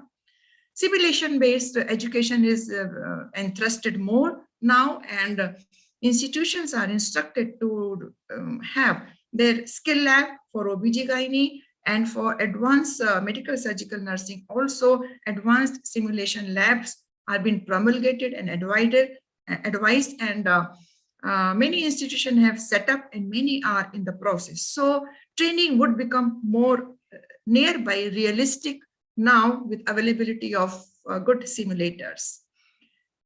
We have to, evidence-based education is also been entrusted upon in the revised syllabus, and this answer to Agnes was asking whether evidence-based practice has been inculcated in the syllabus. Yes, answer is yes, both in master's and undergraduate program, evidence-based practice has been given a separate place, prominent, and much thrust. And of course, a self-directed learning been advised by revised syllabus. Let me focus a little about role of educators, because for the whole nursing profession, I feel before the nurses are produced, they have to be really polished. They have to be seasoned. Their mindset has to be changed. Their attitude has to be developed. Their skills have to be developed, and of course the theory. And for this, the whole soul people responsible initially are the nursing educators, and later in the clinical area, extended help to the clinical areas by nursing educators, and of course the clinical nursing leaders, right? I am for the point that create learning milieu. And if we are a science stream students, we go by evidence that shows, we go by proofs, we go by methodology, we go by methods. So an environment of right learning has to be created in our nursing institutions. Now, it does not mean that we do not have a right environment now. I mean, we can improve, and directed, desired environment needs to be developed. For this, my vision is that if the teamwork is there, and if the chosen leader is accepted by all, and leader surrenders to the team performance, an excellent teaching learning milieu can be created. Bring best out of the student is the work of the teachers. Just not taking a class offline, online, not just showing certain demonstration with incomplete articles in the tray, just not showing a procedure on the patient without approaching her and without minting an IPR and without terminating it. Hello, bye, I'll come and see you later. You will be good. These things, a comprehensiveness is missing as far as I have seen in my career, education career outside. And here I remember my teachers, my mentors, my alma mater, College of Nursing, FMC, what they have taught us is really missing outside now. And it's few people identified are working, many more need to work. We need to promote critical thinking. Now, this is a very simple word, again, said and learned many times, but what is the meaning of promoting critical thinking, right? When we are teaching, suppose it's common topic of finding an IV line, when we are teaching in the medical surgical nursing second year undergraduate student, if we bring back the anatomy of commonly accessible peripheral nerves, veins, and then ask why to select, ask differential questions while teaching in your clinical and theoretical teaching. Ask differential questions so the student knows why this answer is not correct. So knowing the correct answer, it is all the more important that why the alternative answer is not correct, and that brainstorming sessions are required. Transformational approach, of course, I am with the firm belief that rather from the classroom, traditional classroom teaching and teachers going to the class. It should be a friendly environment. Students are adult with us. They are no more child. And they may be more knowledgeable than us in certain areas. So we bring them in a circle at a horizontal platform, and we try to explain to them, try to convince them with our experience. They may take our experience, they may not take. And people, those who are having insight, they would definitely take the experience, and we have to build upon these students.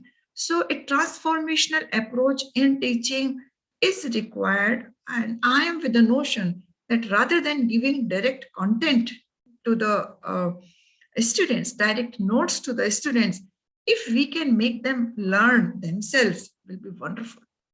And the theory classes in the contact session, when the student is in the class with the teacher, we ask cross questions and we ask doubts, and we give them exercises which enhances their primary learning. So this type of approach, we have taken certain projects in my institution, and to give the bad news is that the teachers left and I alone could not do it. So having a mindset, having people with common mindset is very, very important.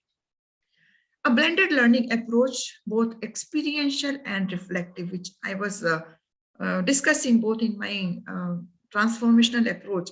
We have to have discussion on what the experience of the student in classroom and in clinical. Debriefing sessions are very, very important. And what are the reflections of the students on those experiences? This itself can be a big database with nursing teachers, and based on that, we can cite examples further, and it will help us a long way. And of course, following PICOT abbreviation for meaningful research projects, it is painful here to say many of the research projects are simply being done at UG and even PG level, simply just to complete the academic requirement. And nothing much is gained out of it. The student, I don't think, goes with some of the learning. Here, again, the role of teachers is to motivate student to bring back to the focus of, because that particular master student is the teacher of tomorrow. Selection and delivery of content is very, very important. How we select content, whether very basic or we build on the content on the very basic. So it is a different level of teaching and learning I'm discussing here, and which depends on the interest of the teacher as well. Whether the teacher is taking 5 years old back PPTs or whether teacher is upgrading continuously, whether teacher has upgraded donning and doffing in the basic fundamental subjects of medical surgical nursing, whether teacher has taken really what are the skills we have to learn while we are in PPE kit, how we can control our breathing, how to control our emotions, how not to stimulate much our vagus system, right? Referring evidences from clinical practice is the core of connecting theory and clinical. And that's the only way how we can bridge gap between the classroom and at the bedside. Developing trust and confidence with students is very, very much important, so that student can confide in you her learning hurdles, whether her personal problems, professional, colleagues' problem, or things like that. Questioning technique of teacher is a big skill, which itself, asking a question in a different particular way, will motivate students to think in a particular direction. So again, what is our level of questioning, whether we are asking basic questions, we are asking applied questions, or we are asking situation-based questions. It depends on our teaching. And if we inculcate this, bringing evidence into theory and asking this type of questions, creating a classroom environment, very positive environment, students are really interested. They know now no student will leave and attendance will be full. Students would like to come to colleges because they get something. So this is the responsibility of the teacher, how to make students come to the teaching institutions, right? Otherwise, plenty of material available on YouTube and available on Google is, I think students are getting confused what to read, which is right, which is wrong. And of course, no, book reading is now deleted, theoretically almost. Demonstrations immediately after you take that particular topic in theory class is must. And this is my fundamental principle, and I'm successfully able to implement it in my college. And of course, few of my teachers are not happy with this, but I do implement, I do convince them, and sometimes I hear simply whatever they say, let them ventilate onto me. But I know this, I do not leave. Existing evidences in demonstrations to be brought. Now, suppose we are teaching a basic dressing of the wound. So what are the current practices in Indian setup? I confine only to Indian setup as of now for easy feasibility and better practicability of the evidences. And we refer those through videos, through links and hyperlinks in our teaching sessions. We give a homework, another very creative work of the teacher, Now, for example, for my PG students, I have asked them to write their critiques on the new syllabus provided.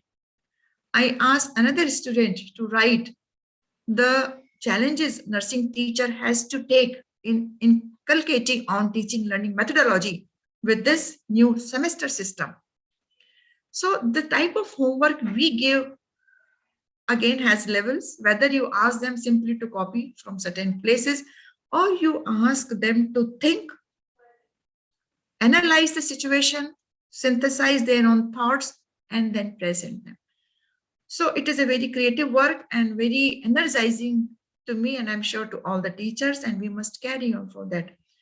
Developing self for teaching excellence, of course, is our personal interest, and nobody would tell the teacher to improve on certain areas.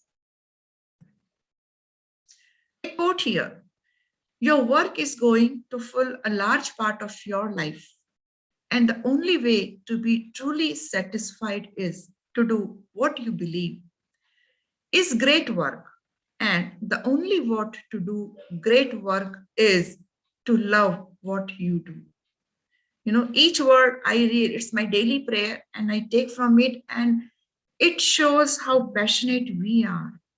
And only people, those who are passionate, would be really sticking to working consistently in a better way.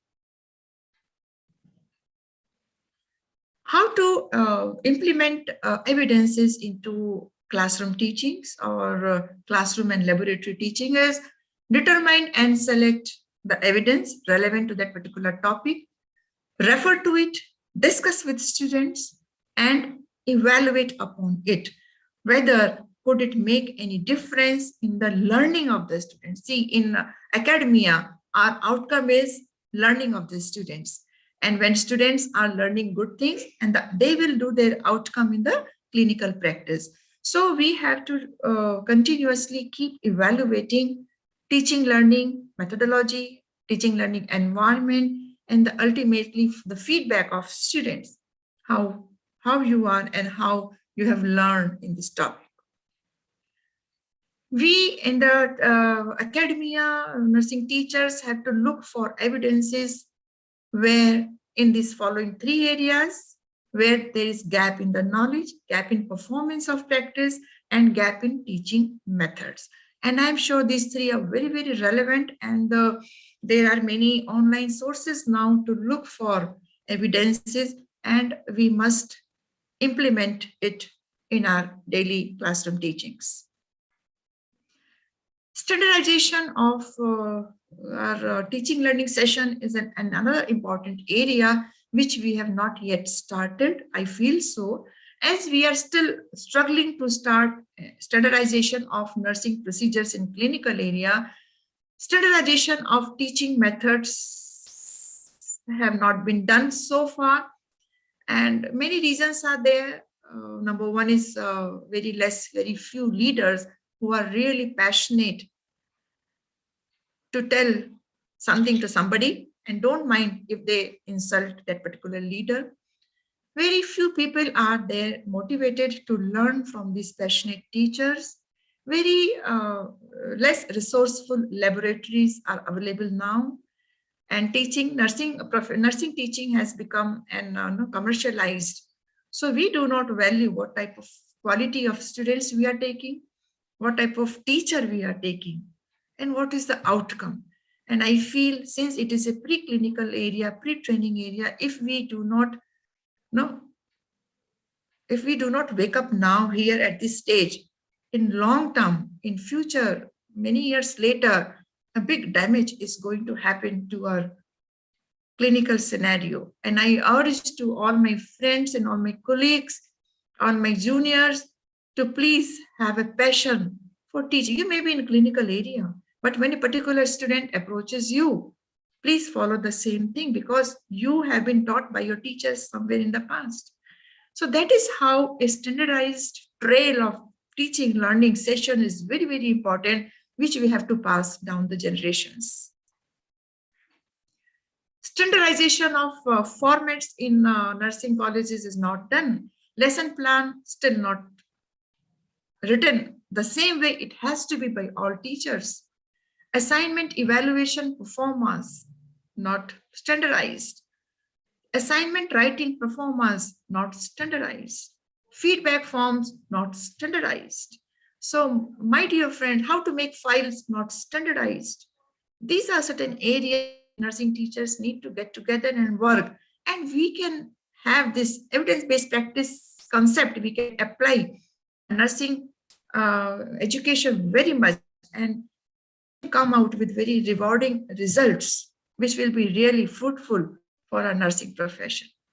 And of course, teaching learning tools also needs to be worked upon more. And I have DPs in my college, faculty development programs on each Saturday, second half. And I often identified few particular faculty will be absent on that day. Right? And I was consulted last year are forgotten this year. Right? And me, and being at the post of the principal with for many of the management is I find very difficult to focus back to my teaching sessions in the classroom with my teachers. So that middle level administrators, middle level educators with same mindset are right now missing. Right? Academic audit is another very passionate area close to my heart, and it is only in the theory and only in the books. Till now, I could not completely do it in my institution for many reasons, which is out of this webinar to stipulate them here. But still, we should keep on working, and I don't mind what people say about me, because I know what I'm doing and what amalgamation of all the inquiries is very, very important. Creative and differential thinking is must and core to classroom. Teamwork, absolutely required. Tired system of system, but we forget after that. So we from the basic, most teacher should be having mentors. They should be mentored by the middle level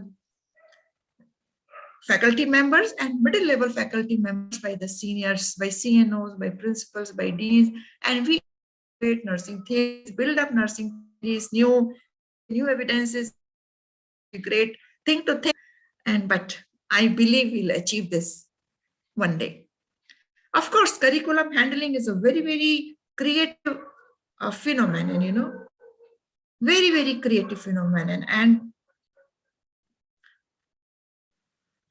academic audit in the areas of methodology, teaching environment, teaching outcome is required. And my vision and my suggestions to the policymaker is that we implement into nursing institutions, educational institutions, and it is high time now. Other than monitoring the outcome in clinical area, let us also focus on the preclinical teaching. Students have been prepared in nursing colleges. I was talking of curriculum handling. It is like this, a soft clay. The students are soft clay in the hands of very trained, mastered teachers, who know how to mold this clay and where to take them, in which shape to produce them. Besides many other pitfalls, let us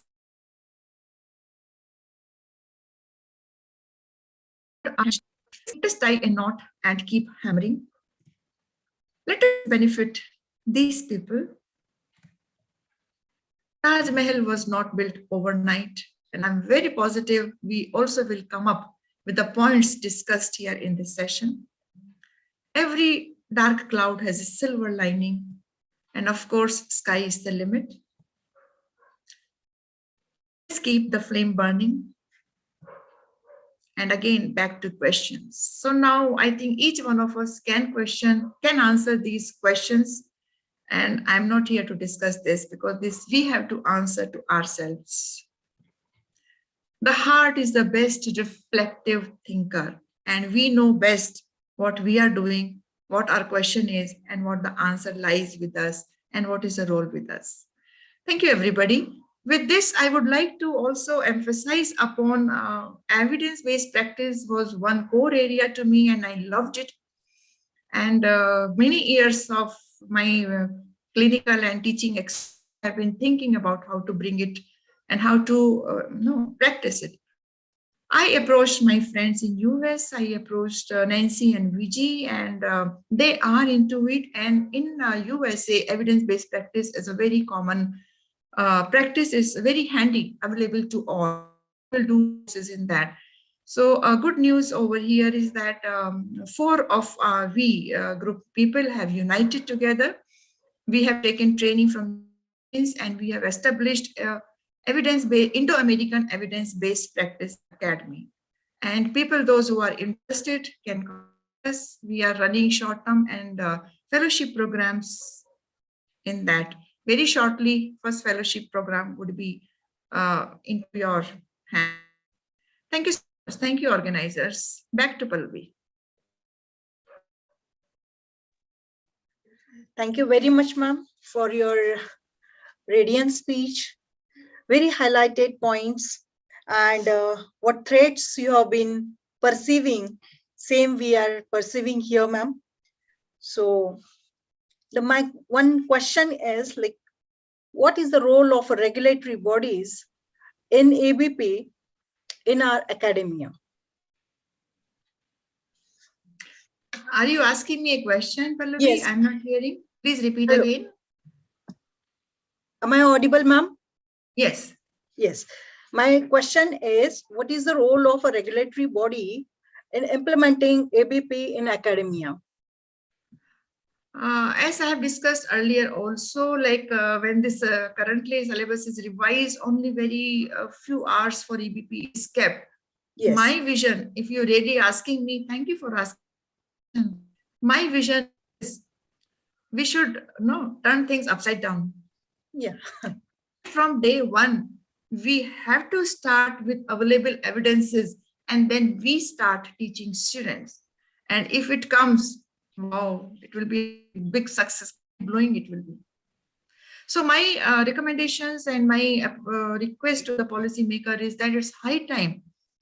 Now we have to implement, rather include more weightage to evidence-based practice, and we should make a research project mandatory in our PG program in involving evidence. Otherwise, we are, I think, simply wasting time. Thank you, ma'am. Are we really preparing for using EBP? This was your initial questions, which you proceeded with whether we are having a required autonomy for its implementation. We really assuming that regulatory mechanism will come in force in future. It's very contributing role of policymaker and executor with the help of your our milestone. what we are approaching with a multi-sectoral approach we need to take up.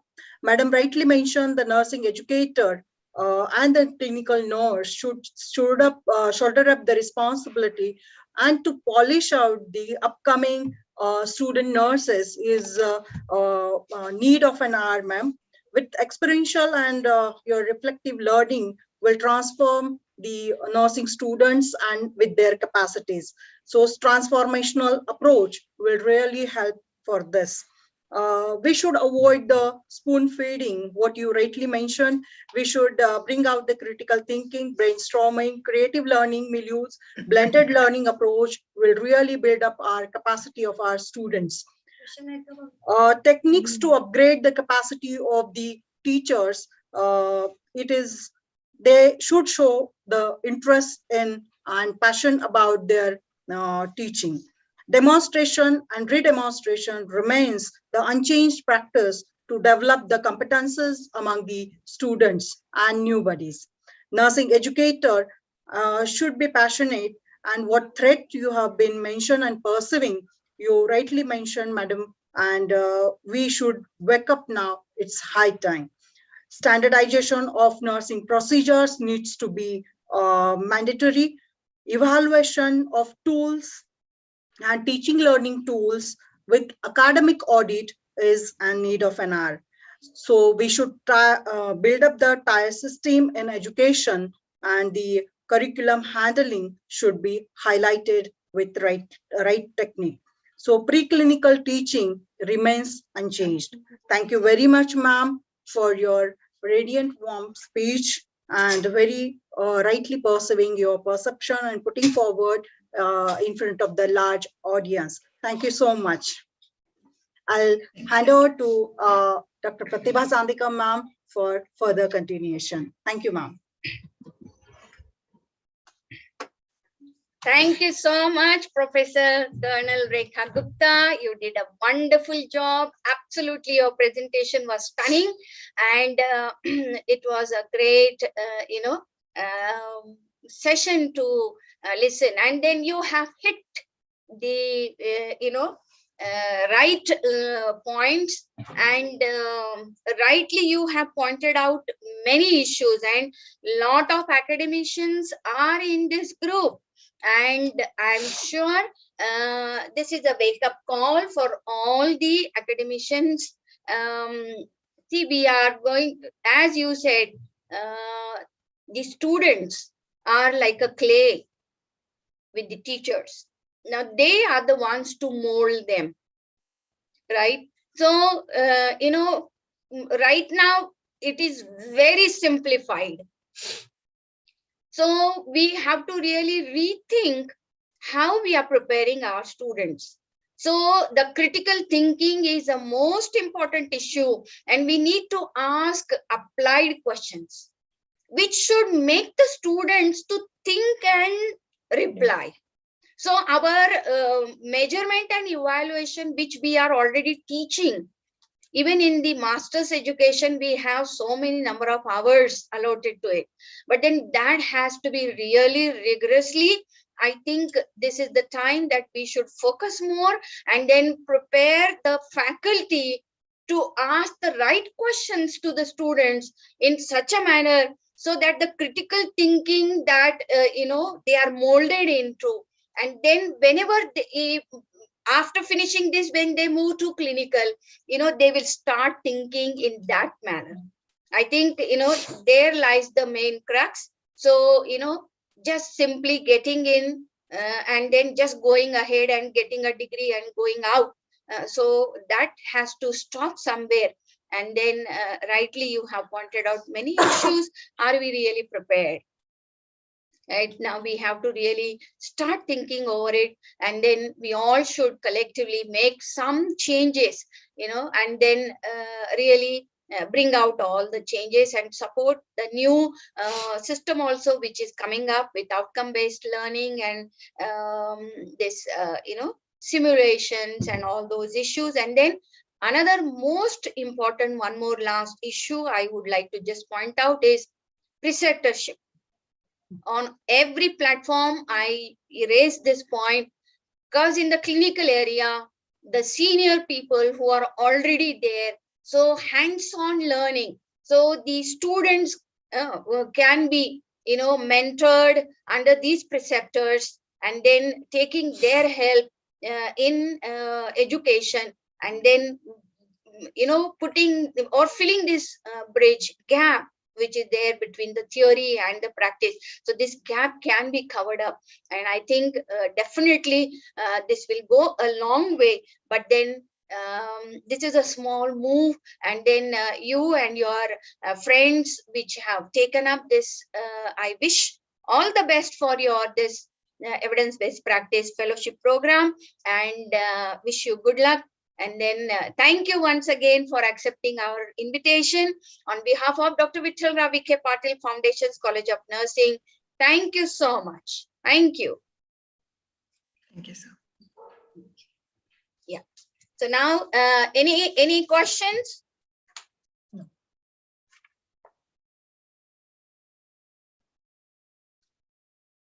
Okay.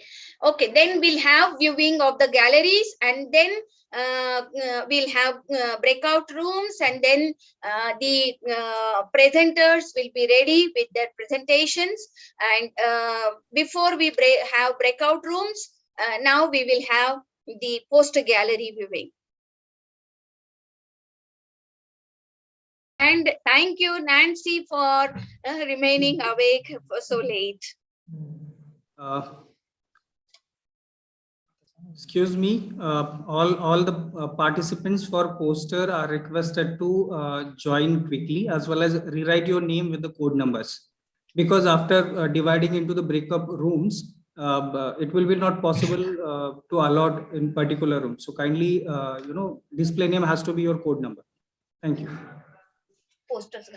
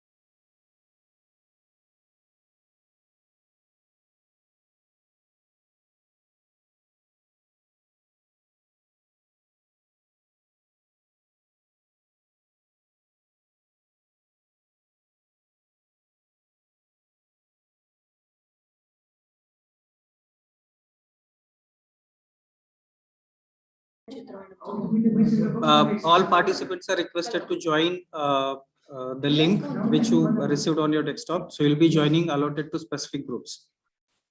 Still, a few participants have not written their names, code numbers. So we are getting difficulty to allot your group specification. So kindly put the name. And those who are not joined, don't worry. We are making arrangement to join you into specific group, right?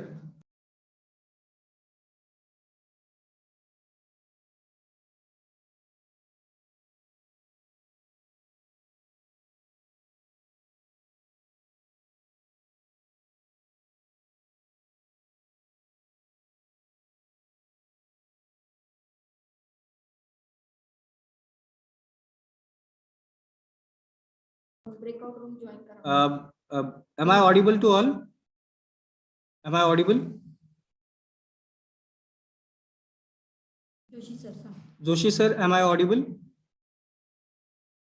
Sir, please unmute yourself, sir. Unmute yourself. Yes, you're audible, sir. Yes, yes. Good morning, sir. So, good morning, sir. Good morning. All the break room members are requested to kindly start with the proceedings. Shortly, we are allotting the participants in respective groups. So the group coordinator can start with the formalities process. Thank you.